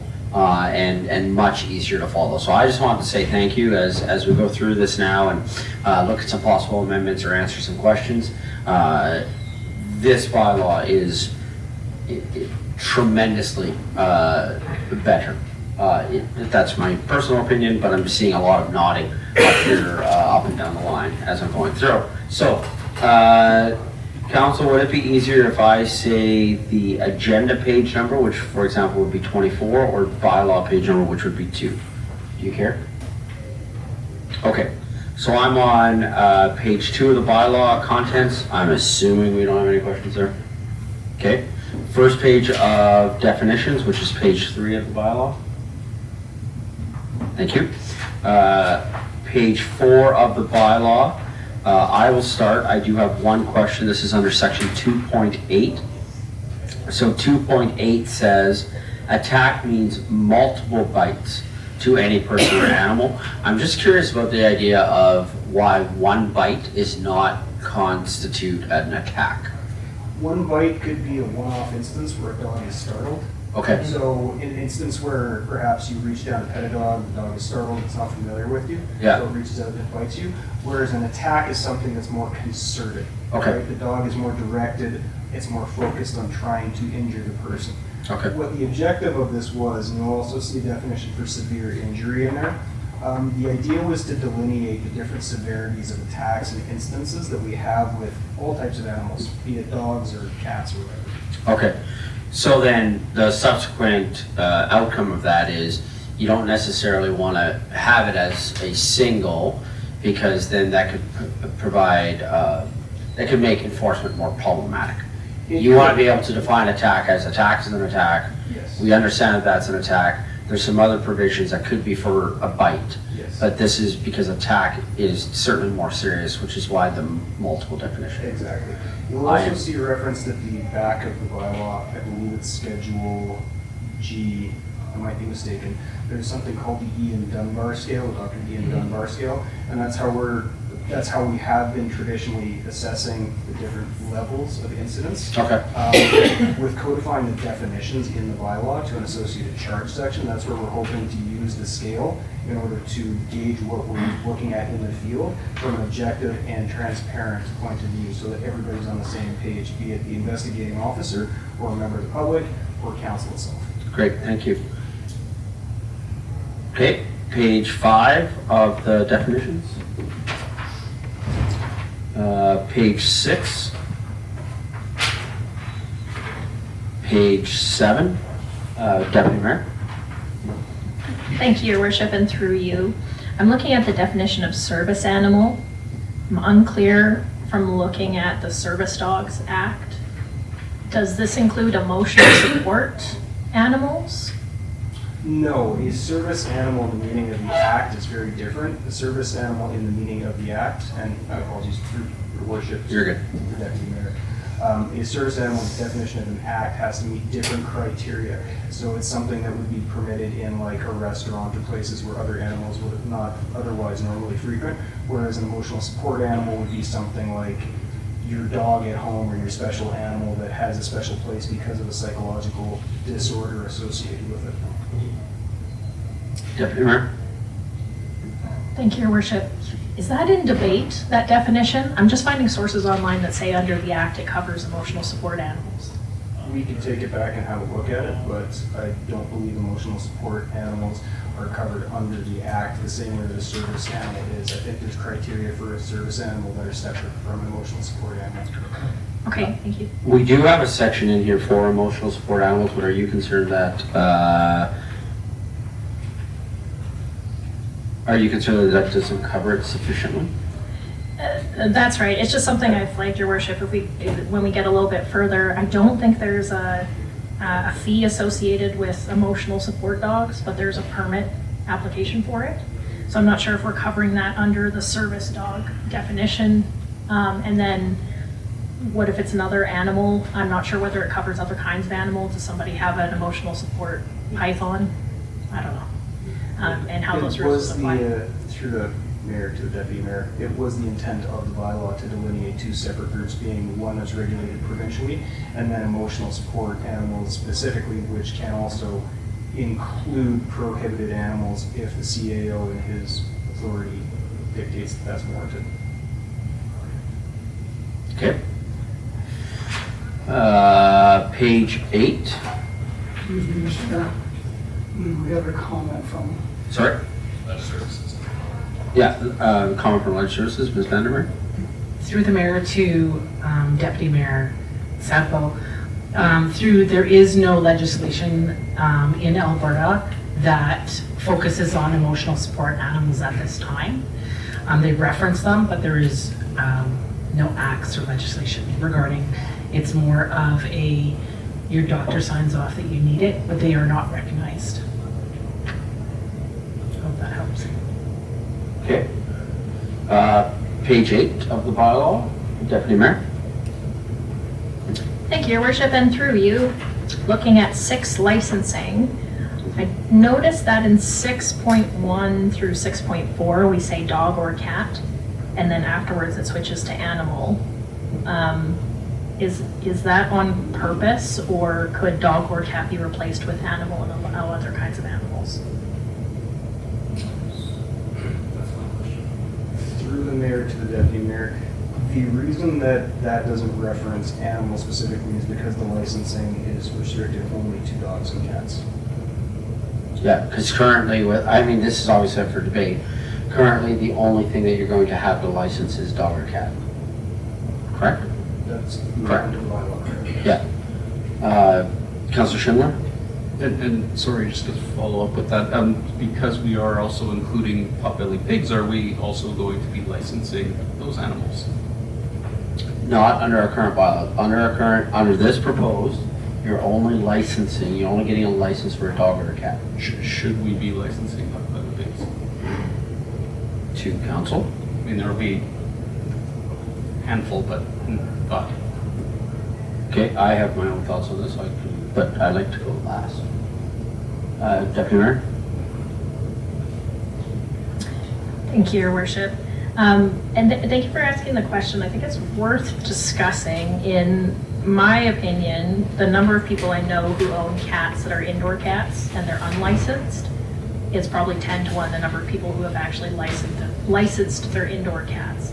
And I also know there's folks who have, parrots or something like that maybe they'd like to take out of the house on a leash. So I wonder if it would be more useful to license animals that are outside of the home on leashes rather than naming cats and dogs.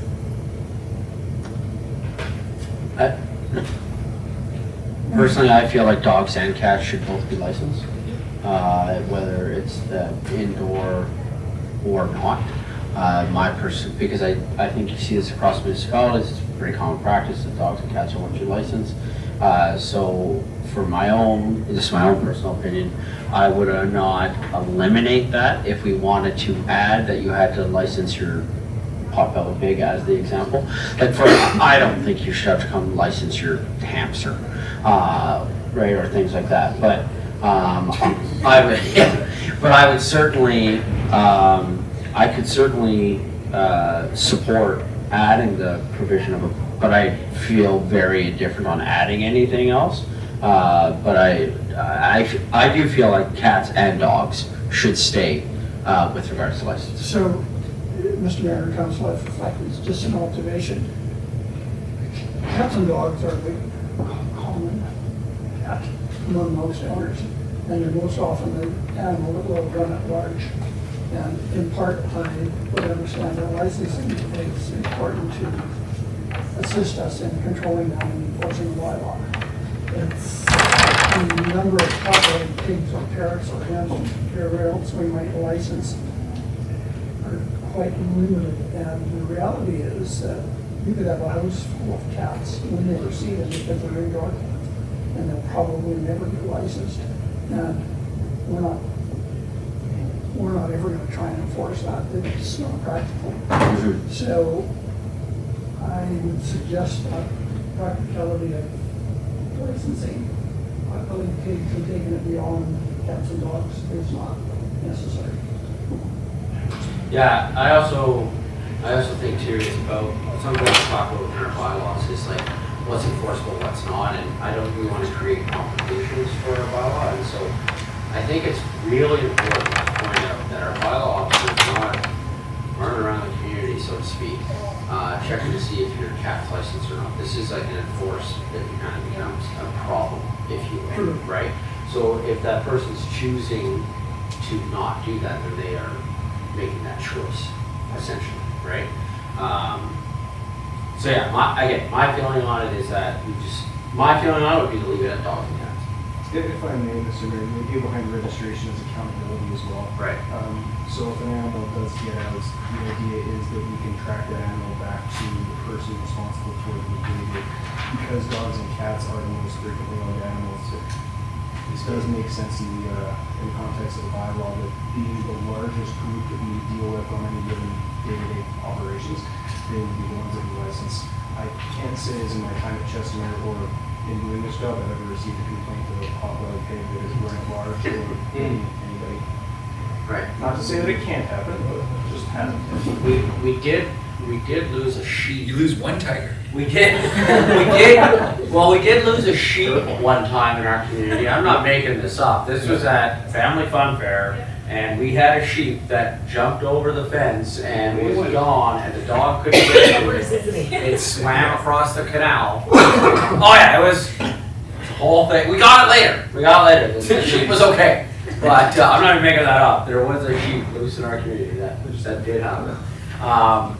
Councilor Schindler, please bring us back. I will bring us back. I'm just looking at licensing fees or licensing around our area, and of course our big brother to the west of us has just livestock emotional support permits and temporary livestock permits. Otherwise, it's just cats and dogs, bees and hens and pigeons. Yeah.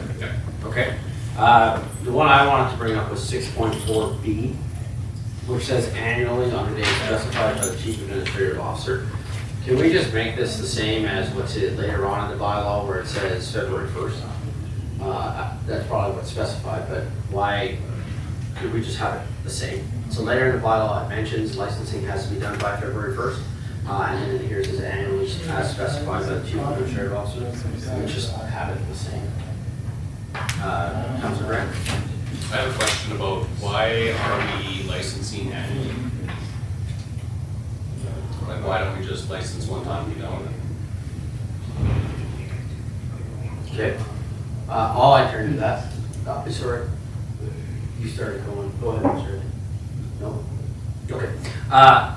I think we should be licensing annually for a number of different reasons. There's changes with the animal or things that go on. I think it is a normal practice that we see across.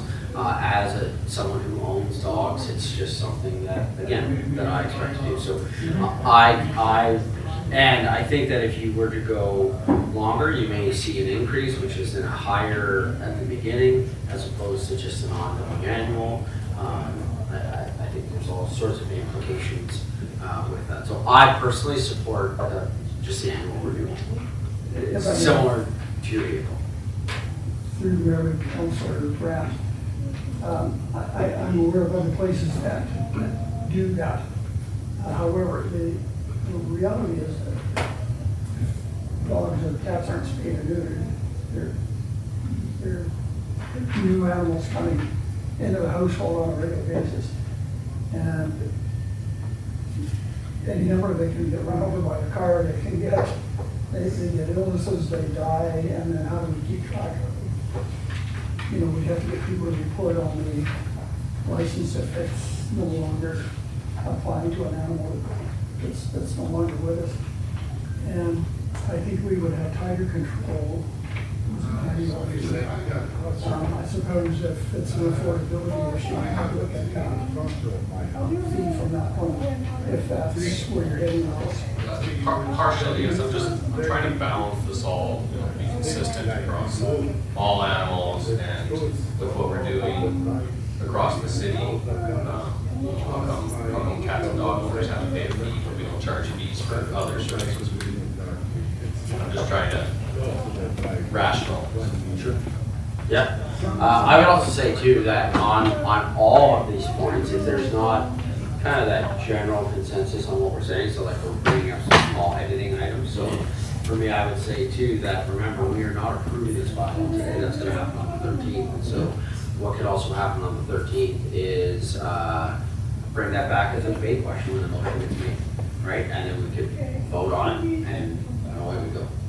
Another point through the mayor to Councilor Grant on registration, it does compel the owner of the animal to update their information with the city, which can help us with accountability for any instances where a charge needs to be laid as far as tracking down that owner. It can also help us with reunification, referencing the system where we recover an animal, take it into our custody and try to get it back to the owner. As far as the fees associated to it, what the city wants to set for its fees can be adjustable. Yearly registration from our perspective as enforcement is helpful to compel that updating of information, including where the animal is deceased and we no longer need to keep records of it. Thank you. Okay, are we good on page 8? Okay, page 9, Deputy Mayor. Oh, sir. So, I anticipate this may come back for debate. On the simplified though, because if we debate it, I think we should debate the same point. So could we have 6.4 be at least matched with later on in the bylaw, which is February 1st date? And then I'm not taking away from your debate point at all, Councilor Grant, we can bring that back as a debate point. I would just rather debate 1 point instead of 2. There's no reason why it can't be codified as well. So that one, so general consensus there, and then we'll bring back the other for debate. Okay, good. Okay, sorry. Page 9, I believe I saw Deputy Mayor Samuel turn forward. Thank you, sir. I'm looking at emotional support animals because I don't understand how they use words. If I'm reading this correctly, if somebody got a letter from a doctor, then they would have to be issued an emotional support animal license, even if it's rats, pigeons, or wildlife. That's the discretion of the CAO. How could the CAO say no to a medical situation? That sounds like a hard time for the CAO. You don't want the CAO's answer on that.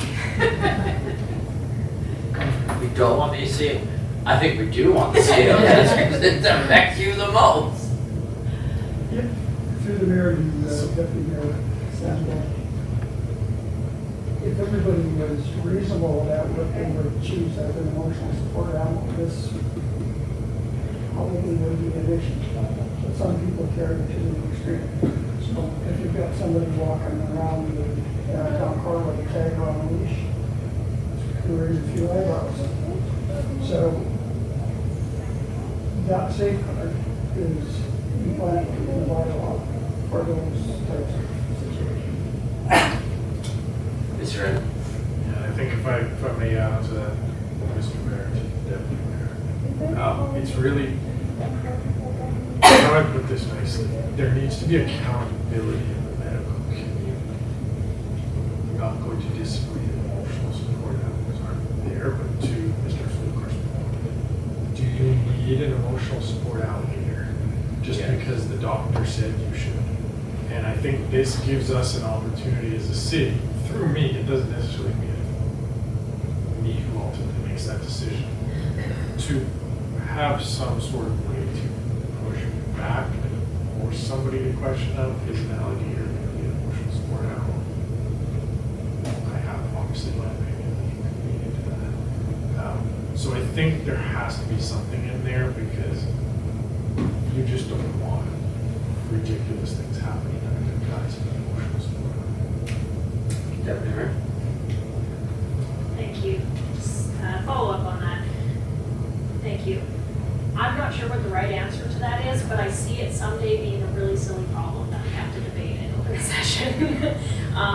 There's also a few other things in here, like the fees for an emotional support animal, or it's unclear to me if you need a regular license for a dog or a cat, and then you get this, or if it can be any kind of animal. It's kind of unclear how someone would actually do this to me. If anyone is reading something in here that maybe I'm just missing, or maybe it needs a bit of a rework.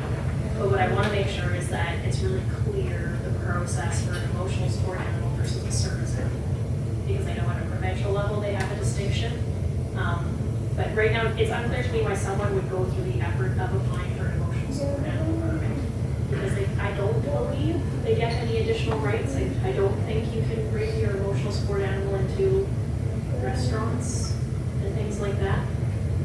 So I'm not, Through the mayor to Deputy Mayor Sandro, you are correct, emotional support animals wouldn't be granted the same rights as like service dogs and service dogs act. I would direct you to 7.2 that they can effectively own any service or emotional support animal, including a prohibited animal under this bylaw. The idea with getting a permit is so that if we have something more exotic, as has happened in other jurisdictions in North America where you have alligators or particularly dangerous animals, we know about it, we can track it, we can pin it on a map, and we know who to go and talk to if for some reason Johnny's pet alligator got up and started eating cats or dogs down the street. So more to the point of why they would apply for a permit, it does boil down to public safety, and if we do get more eccentric personalities within the city that want to go this route with their animals to try and circumvent the bylaw. great, thank you. In that case, could we add that to the fees? I don't think I see it on Through there. the mayor to count for Deputy Mayor Sandwell, if council wants a fee associated with the permit, I don't see any reason why it couldn't be added as part of the schedule. Then you pay a fee to get the permit for the emotional support animal? Doesn't that make sense? So if you're licensing, Yeah. the emotional support animal is basically like an extra level license. Yeah. Okay. Okay. We're not talking a service dog. Okay. Okay. Do you have a idea on the fee?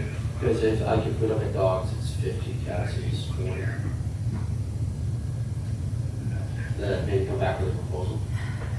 Your worship, I am unsure about the legality or the ethical considerations in applying fees on medical situations, and we'll leave that to smarter people than I.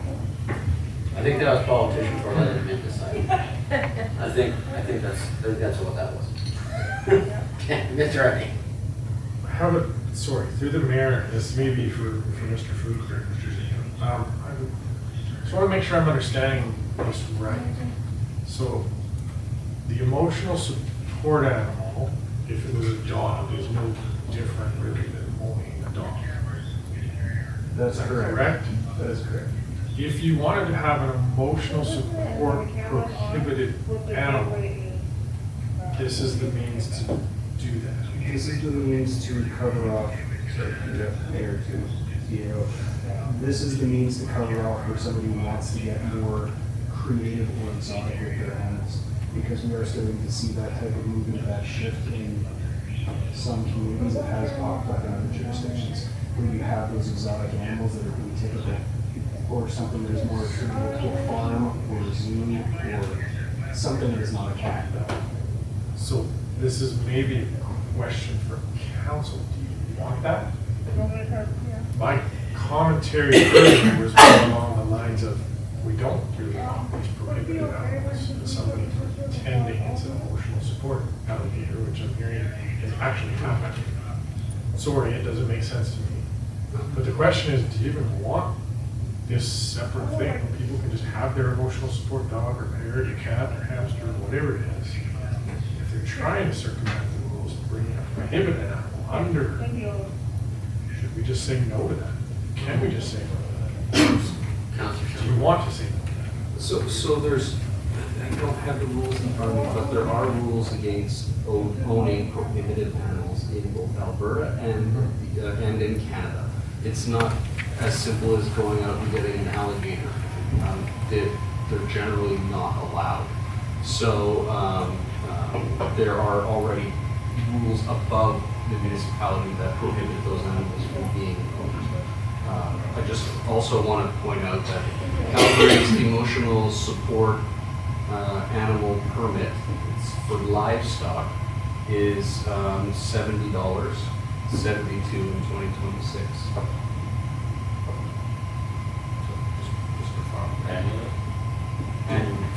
Annually is correct, yeah. Deputy Mayor? Thank you, Your Worship. stress that all animals, in my opinion, are emotional support animals. So this is why I'm having a hard time wrapping my head around it. When we're talking about prohibited animals, we're talking about the city's prohibited animals, which in our case would now include pigeons.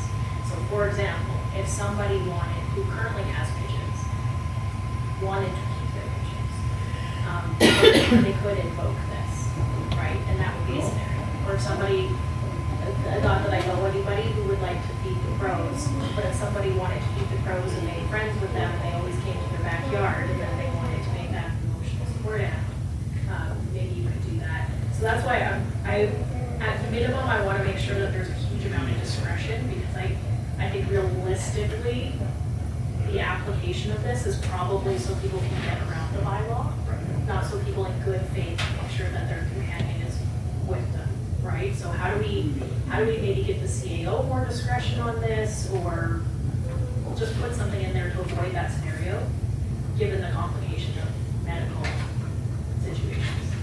I think it's, sorry. Councilor Grant. I think it's addressed in there, Councilor Sambo, in that you have to have written confirmation from a licensed psychologist, psychiatrist, or other healthcare professional.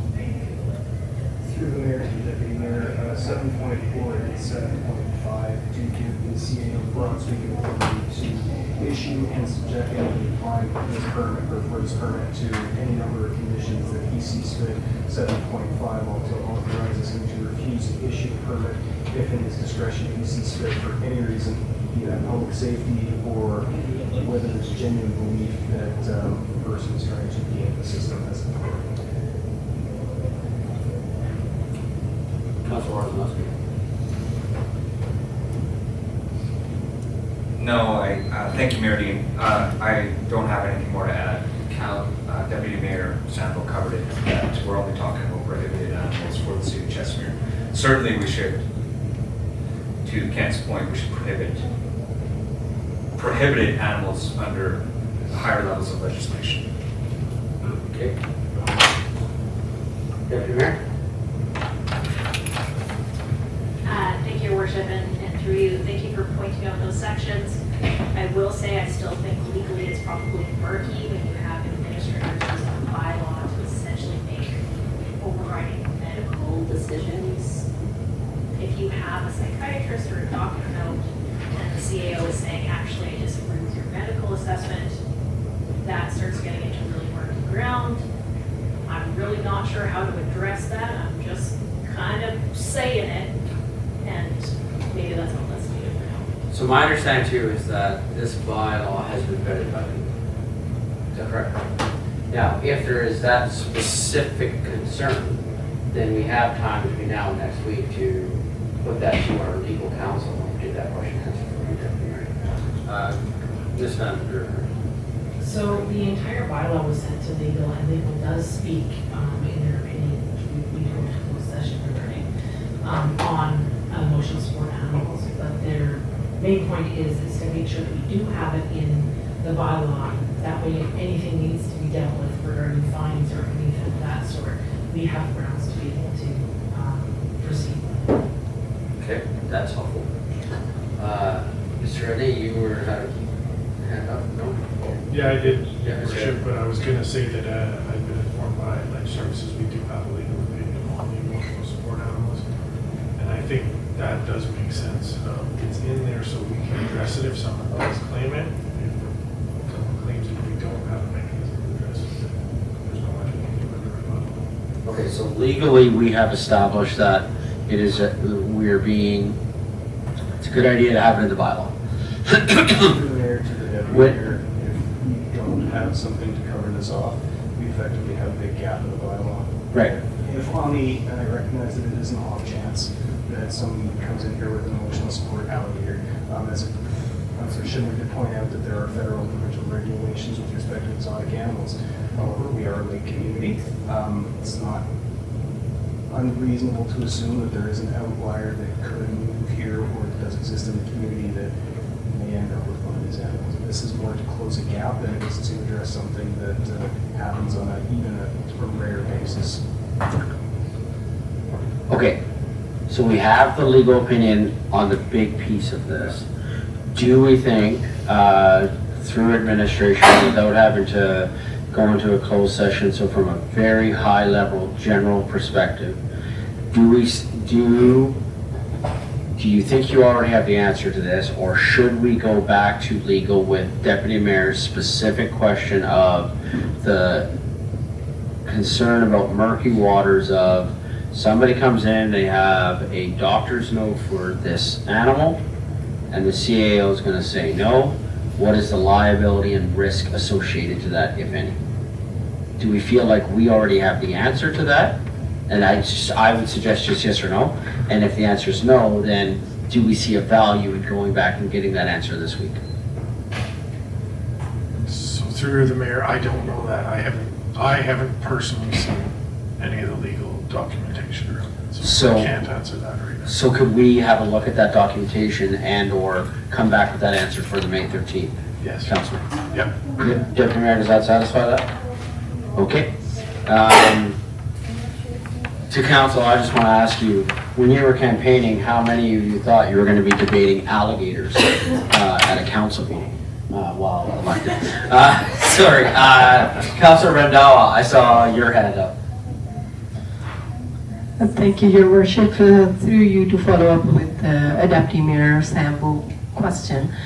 I get that 100% everybody has rights to get the animal sport, like for the emotional sport for the animal, but I'm trusting our doctors to, although they won't prescribe to have alligator or something like that kind of animal as emotional sport. I'm highly likely doubted if somebody can say that in the community, and they know the laws as well for a provincial and federal for Canada-wide when doctors write down some kind of prescriptions like that. Okay. Thank you. Thank you. Okay, going to page 11. Good. Sorry. Well, I thought because we had Turner, we had debated the whole part of that. I had assumed we had done the rest. Page 10 then. Page 11. Page 12. I had a small minor thing. This happens a couple times through the bylaw, so all I would ask is that we have a look at this going before May 13th. So at the very bottom, and again, for the vast majority of this bylaw, this does not happen. But if you look at the bottom of page 12 of the bylaw, page 34 of our agenda package, 9.8, 9.8A, B, and C. So 9.8 says, no person shall, semicolon, and, sorry, colon, and then it says, no person shall untie, loosen, or free a restricted animal, no person shall open. I think we can eliminate the no person shalls of A, B, and C. It should just read, no person shall untie, loosen, or free a restricted animal, open a gate door, or open, see what I'm talking about? Yeah, so I think just there's a couple times too where this happens throughout the bylaw where we kind of repeat what's in the original bullet. So that's 9.8. On page 13, just a period after violence. Anything else on page 12 or 13, Deputy Mayor? Thank you, Your Worship. Through you once again. Looking at 9.8B, what occurred to me there, no person shall open a gate door, other opening. Throughout the bylaw, I think this might be the only time that we're not talking necessarily about the owner of an animal. This could be a member of the public, right? So note that. But then also, what if it's a minor? Different laws cover minors, through mayor to deputy mayor. Criminal code dictates, provincial legislation dictates how to deal with minors, so,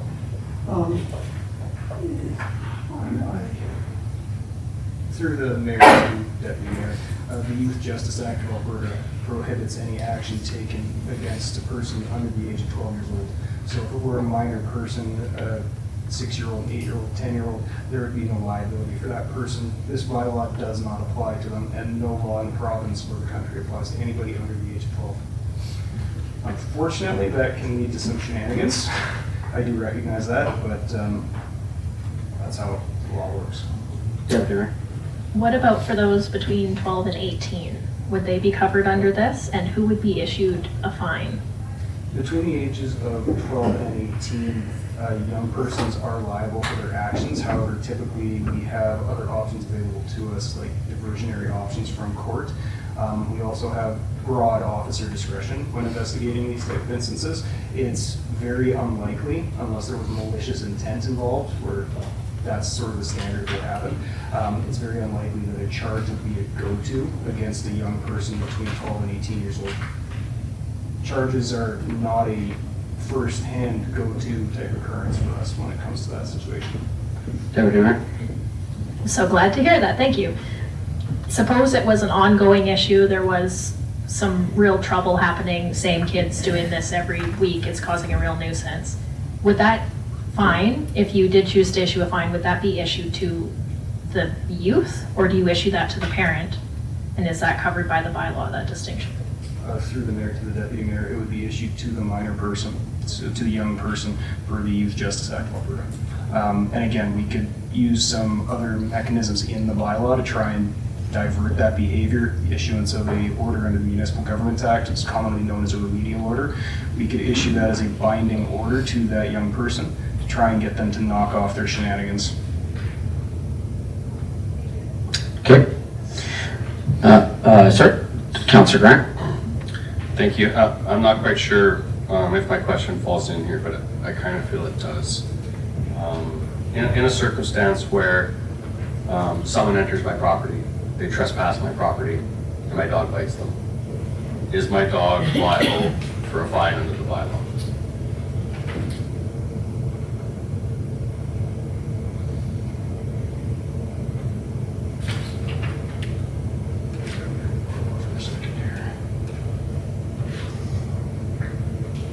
Through the mayor to Councillor Grant, I would draw your attention to section 911. It is covered whereby the person is a trespasser, there is no liability against the owner of that animal or the owner of the property if that dog does assault the trespasser. It's something that will be brought in from other municipalities so that your house gets robbed, the dog does what it's supposed to do, we're not going to come give you a ticket. Fantastic, thank you. Also, as a quick update to council, just watching how things are happening now, I believe we are now live streaming. Is that, we're not live streaming? Okay, sorry, I just saw the cameras moving, that's what okay. We're not live streaming, just cameras are moving on me. Okay. Sorry, Mr. Edney. Yeah, we're not live streaming, they're just doing some in the background testing. They think they might have it figured out, so I suggested after this presentation, we'll just take it. Yes. See if they can get it going, and then hopefully we're live streaming after that. Sounds good, thank you. Okay, going on to page 14. Minor 1, 10.6A1, just the word "it" should go. Again, like I said, the vast majority of the bylaw doesn't do that, but there's just a couple. Page 15. Page 16. I believe that this has already been spoken to, but I just wanted to, so throughout different parts of this bylaw, we say things like in 13.3 on page 16, page 38 of our agenda package, the chief administrative officer or designate may impose terms and conditions on any potbelly pig permit issued pursuant to the bylaw. The chief administrative officer or designate may refuse to issue.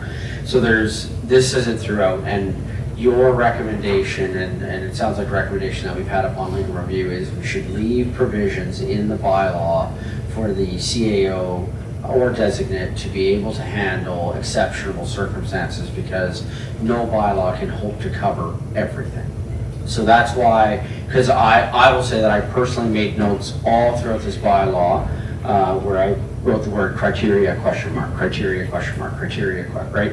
But it sounds like from the debate that we were having earlier with regards to service animals, the answer to my criteria, question mark comment is what you said earlier, that we need to have those provisions in there for the one-offs, because no bylaw, no law can ever hope to cover every possible scenario that's going to come at us, correct? It's to give us a window by which we can react. It's also to give us the ability to say, If you own an acreage property up in the northwest of Chester, you want to pot belly pig, okay, sure, you can apply for a permit, we're fine with that. But if you live in one of the new condo complexes or apartment complexes in the Chelsea area, that may be significantly less appropriate. We want the ability to be able to hear what these people are applying for Right. and gauge the appropriateness to where they want to do this as well. That's right. Okay, that makes, thank you, I appreciate that. Okay. Page 18, 19.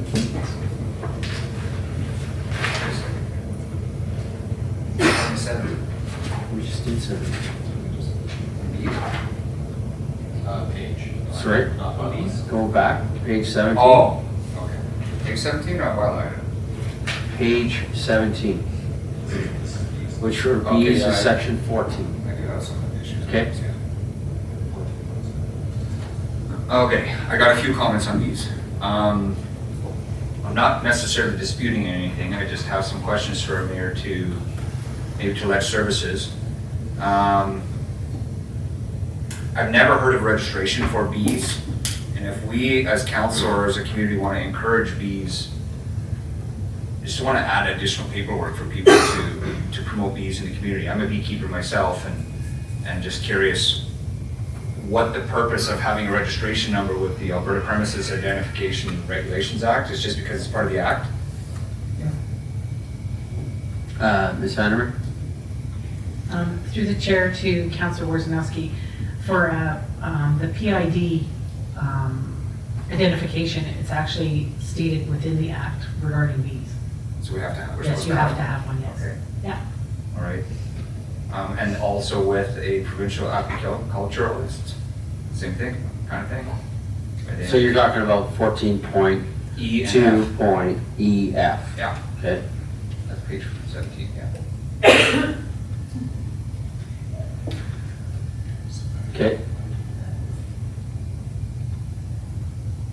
Like I said, you know, I would rather see us try to encourage, and if this is required by the act, I understand, but I don't believe there should be fees for bees, nor do I believe should we have any more red tape other than what's required by any type of act. So that's my commentary on 14.2. That's all on that page. Okay. So Ledge Services, you're saying that 14.2 E and F are a part of the act? So 14.2, sorry, through the chair to Councillor Worzanowski and the mayor. So 14.F talks about the PID number, and that is proof of certification through the provincial, which is due, that permit is due June 30th of every year. Yeah. It's basically one and the same. I'm not sure why it's still in there. We should have only stated the one. Because you do have to register for a PID number in order to have bees. Okay, thank you. Councillor Just Grant. for the premises. Councillor Grant. Thank you. Thank you, Mayor. It's a question probably for maybe council and administration. Are we still the bee city? We're bee friendly, yes. Like that was a whole thing that we did where we were like this bee city. We stopped spraying pesticides. We were encouraging bee populations. And I'm just wondering how that squares with this bylaw. I know it's before people's time, but that's the real thing.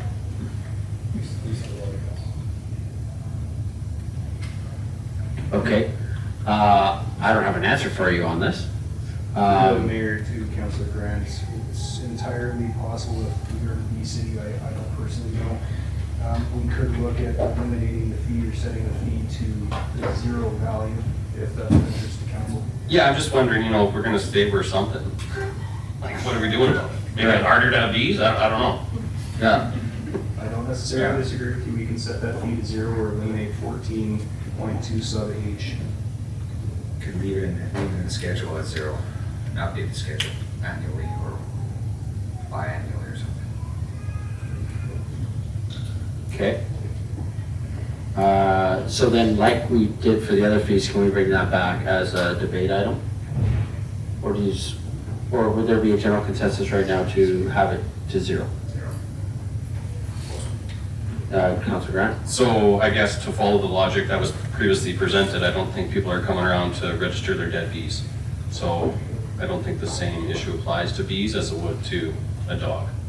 So with that, I would support it being free. Okay. Looking to my right.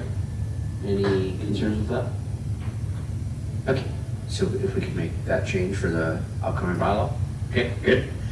Okay, now, page 18. Councilor Wojciechowski.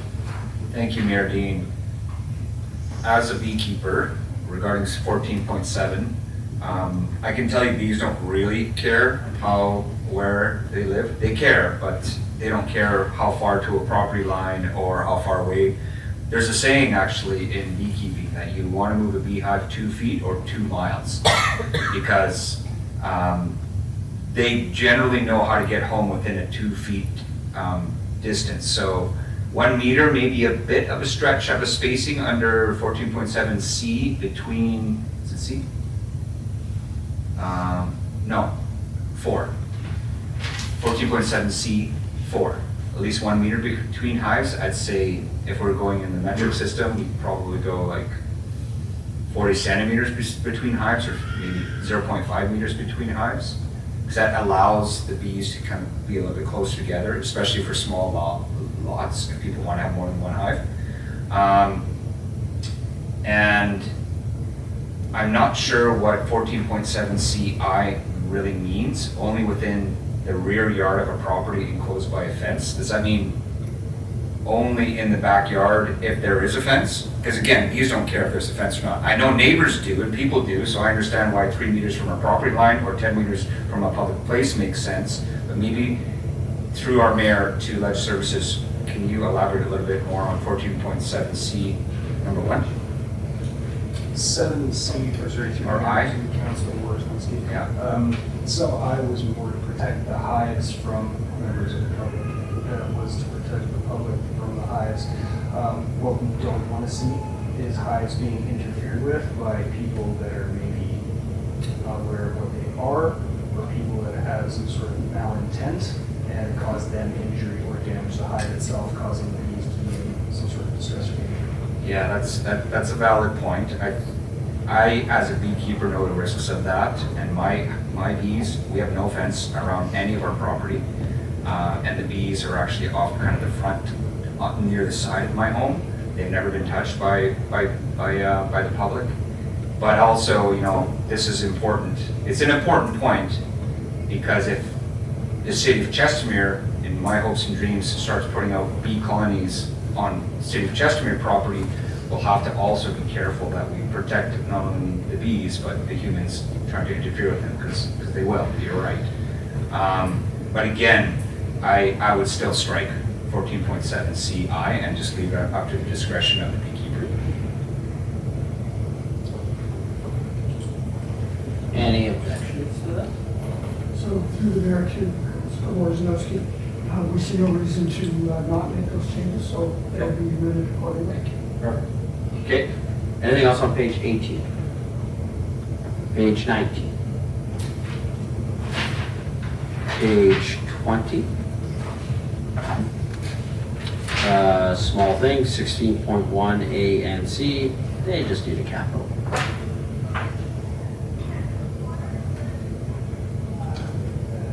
Page 21. Deputy Mayor.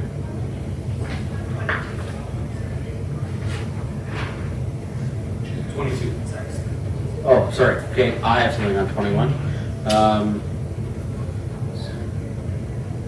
So under investigation of complaints, this is 16.2. The decision of a peace officer, bylaw enforcement officer, or animal control officer to refuse to investigate a complaint under this section shall be final and not subject to review or appeal unless otherwise provided by law. My question with regards to that is, could a citizen not go to the CAO, for example, to find out why that item won't be? So throughout this entire bylaw, we give our CAO provision to not do things, right? This section basically says that if they don't want to investigate it, they don't have to, which of course I totally trust your professional judgment. But within that but is not to discount everything I just said. I trust your professional judgment. If a citizen has a concern, though, that this isn't being investigated, should the CAO also not have the same authority, or should that citizen not have the same authority to then follow up with the CAO to find out if there is any, because this says there's no appeal process. So the way I read this is, somebody makes a complaint, you show up, you're like, no, I'm not investigating this, see you later. Not that it would be that simple, right? Then there's no process with that. I'm just asking, could we have a sentence in here that citizens can reach out to the CAO for further clarification? To the mayor, our process, while not codified in the bylaw, is that anytime an officer can take a file like this, we generate an actual file report. Oh, okay. That file then goes for review by my supervisor, Sergeant Sursik. If it's his determination that my actions were inappropriate and it needs to be investigated, it will be sent back to me for rework.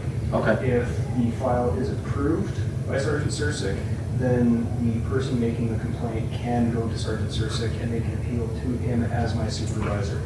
If both of those processes don't play out, the Peace Officer Program Manual does have a process by which they can file a complaint against the peace officer. I don't believe it would apply to the bylaw side of our appointments, but they can make that complaint through PSES if they so choose, and they would determine whether they follow up on that. Okay. While not codified, there is a process, and it is very strong, and it's very standard accountability throughout law enforcement in North America. Perfect. That, awesome. Love it. Okay, thank you. Page 22, Deputy Mayor Sample. Thank you, Your Worship. My question is about impounding, and by extension, 16.6C, where it says humanely euthanize the animal if it's been impounded effectively. Remind me where animals who are seized are being kept, and what exactly does humanely euthanize the animal look like? Are we talking about giving authority to the Calgary Humane Society to euthanize the animal? Or what does that look like? Through the mayor to Deputy Mayor Sambo. The idea to humanely euthanize was put in by the legal department because the city of Chestermere currently does not have a consistent contract provider for impound services. My understanding is that the city of Calgary is cost prohibitive in the extreme. We are looking to attempt to find a contractor. I believe the last location was out near Strathmore somewhere where we can house these animals longer term. But at present, if an animal is turned in, our options are to contact the Calgary area VCAs to see if they have space in their kennels available. Where they don't, we have no other option. We can't just keep them at the fire hall. We don't have a 24/7 staff to ensure the safety and health of the animal. We're also not rated for veterinary practice. Unfortunately, our current situation does put us in a position where at the absolute extreme, we do need to have that option. I wish it wasn't there, but at present, and the lack of a 100% assured billet to put the animal, it has to be there as the 0.5, 0.1% out, whereby we have no other option. Deputy Mayor Sambo. Thank you. We're talking about chemical euthanization though, right? No, At a facility? we would never dispatch an animal by using a shotgun. This would be a professional veterinary sanctioned euthanization. Right. Is it typical to specify that in these kinds of bylaws, or is the language kept vague? Through the mayor to the deputy mayor, I frankly have never been in a position where I've had to put something like this into a bylaw. In my last posting, my last employer, we had a contract, and our animal services provider would be the person who we surrendered the animal to. It was a no-kill shelter, and they would be responsible for rehoming of the animal once the title of the animal is transferred to her. So this is actually new for me as well in my 12 years in municipal enforcement. Well, and hopefully too, this is only a temporary measure, as we know that there are some things in the works in terms of some of our commercial developments that might be able to help along with this. I think that's all I can say at the moment for that. But hopefully this is a temporary measure until we do have some other services available to us in Chestermere. Through the mayor to the deputy mayor, if it helps put your mind at ease, this is not something any of us want to use. this is so far from the first option that it's not even something that we want to entertain. Councillor Schindler? No, because you're gonna call me and then I'm gonna take the animal and take care of them. There's other organizations like ARCS and that too, but getting a little bit of ahead, and maybe Mayor Dean alluded to it. Are we gonna work on that, or are we gonna organize something with Calgary or Strathmore? Is there something in the works to deal with this? I would say that there are some things in the work. I think we've made it. I don't think that's part of our current bylaw discussion that I would like us to get through to the end, because we have I need some peace of mind. We still have a very long agenda ahead of us. Councillor Sample. So, through the mayor. Sorry, not Councillor Sample, Deputy Mayor Sample. I almost started speaking before you caught yourself. Thank you, Your Worship. Sorry. May I offer perhaps a suggestion for the 6.6 section? Because right now it lists all three of these options as equal weight options. So it could be the case that nobody currently in the city would choose the third option as a first option, but maybe feasibly someone down the line does, or chooses a really unethical, a way to euthanize an animal. Could it be listed as a progressive list? Could we write it as a first try this, then try this, and if all else fails, try this kind of scenario? So through the mayor to Deputy Mayor Sambo, and actually this is to Councillor Schindler as well. My understanding of this would be that we're probably never going to try to humanely euthanize an animal. We will go to extremes to find a way to keep that animal until we can find a solution for it. So if it is any comfort, maybe we take this straight out of the bylaw. Mr. Hardy? Yeah, thank you, Your Worship. I guess I have a question here. This is after 5 days of impoundment. Is that, like, the way I read this, the expiration of the 5 days of impoundment, we aren't holding an animal in the back of our peace office. Like, this is already at one of these offices. This is something that has already gone to a VCA and has been sitting at the VCA for 5 years, or 5 days, unrecovered by any owner that is chipped or registered. Yeah. So is that a VCA thing then, that we actually don't have control over once we've handed, like, what I'm asking is, once we hand the pet over to one of these places, how do we tell them what they will do with the pet when it's there? And it is already progressive, to your point, right? Like, this is going to them. It says after 5 days. Yeah, but after the, right, but it's still there. Right. I guess what my question is, would one of these VCAs humanely euthanize the animal after the 5 days?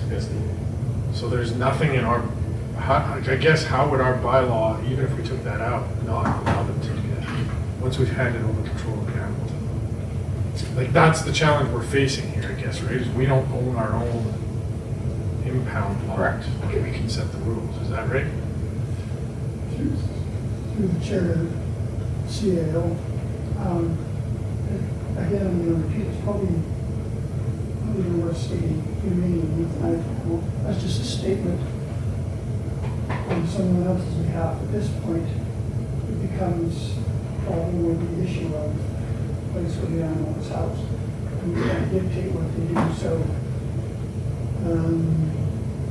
should probably be putting it in there. I mean, we should just strike that portion. Through the mayor to the CAO, virtually everything that happens with animal control operations, if we're taking it to a VCA and it is not results in a 16.6 sub B situation, whereby the animal becomes de facto surrendered to the VCA and they do with it whatever they want. I can't actually think of a situation where 16.6 sub C would actually be used by one of the peace officers.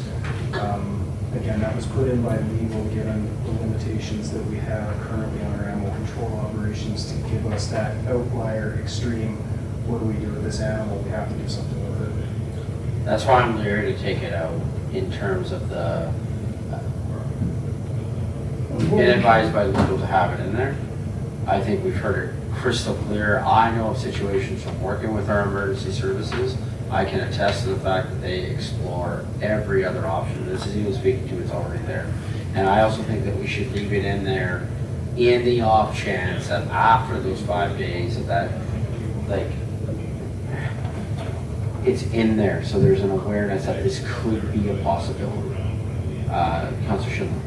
I disagree, and I think that there are scenarios where perhaps a surrendered animal or an animal that was picked up may not be claimed within 5 days. People are out of the country or they're on vacation and the animal gets out, something happens. I would feel so much better if that's just not in there. There are so many other solutions that we can explore.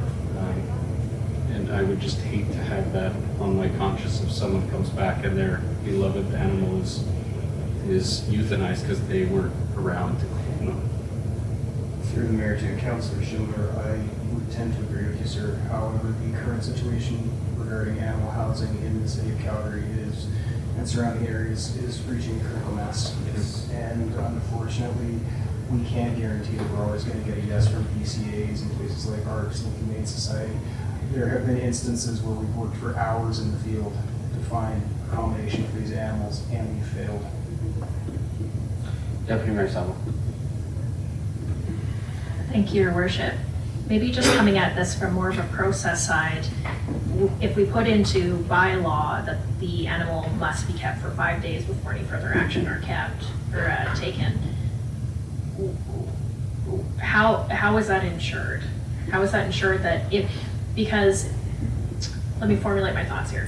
If an animal is handed over to another organization, from what I can understand, that becomes their responsibility. How can you ensure, how can our bylaw for an organization outside of our municipality overwrite their procedures? It doesn't, or straight through the mayor to the deputy mayor. It would not. Once we leave jurisdiction with the animal, there is no applicability of our bylaw. In the event that we leave the jurisdiction with the animal, it would become a de facto surrender situation to whoever we're bringing the animal to. So I'd like to draw attention to this section, and maybe it needs a rework, because in bylaw, it gives us a liability to hold on to this animal for at least 5 days. So if we can't ensure that it's being 5 days plus Saturdays, Sundays, and staff holidays. So maybe there's a rework of that needed.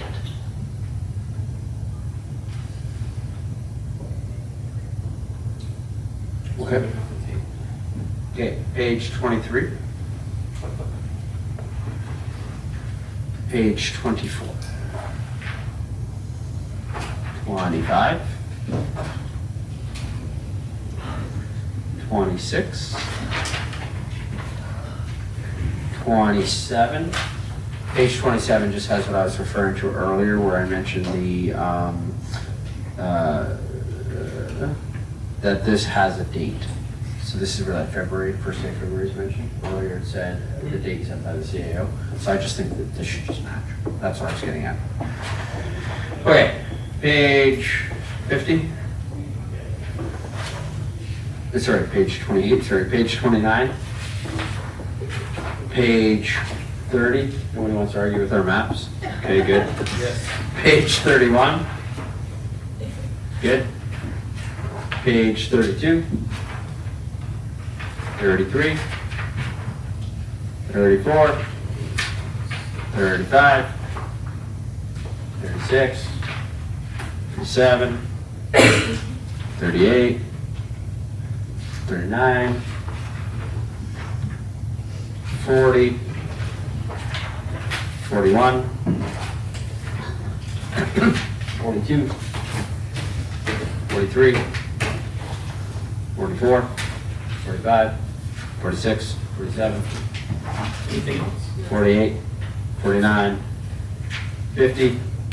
51. Beautiful. Okay, so it sounds to me like there was just a couple of minor edits, a possible rework of that one section, but I just think too that Those other items are just going to come back for debate.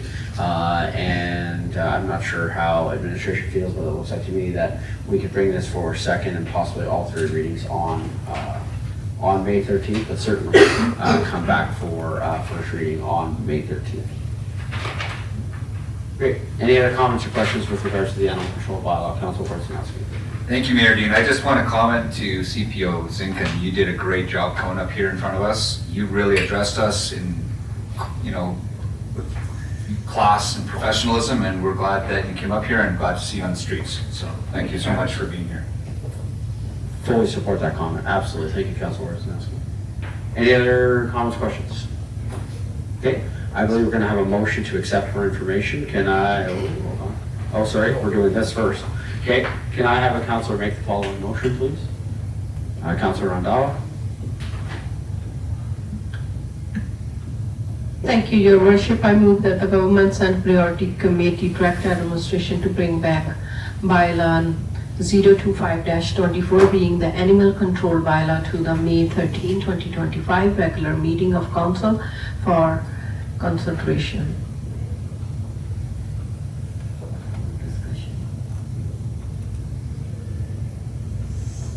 Can we do for first reading? For first reading. And give rid of consideration?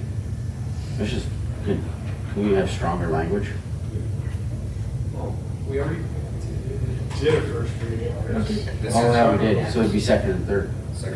I would personally just leave for consideration, because you may decide after some further review, you don't want to get something. Fair enough. Now you've said you have to.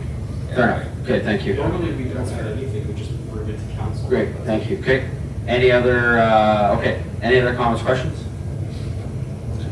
Okay, so the motion is on the floor. All in favor? Any opposed? That's carried unanimously. Thank you very much. Awesome, thank you. We'll take a break and we will come back at 2:35. Thank you, everybody.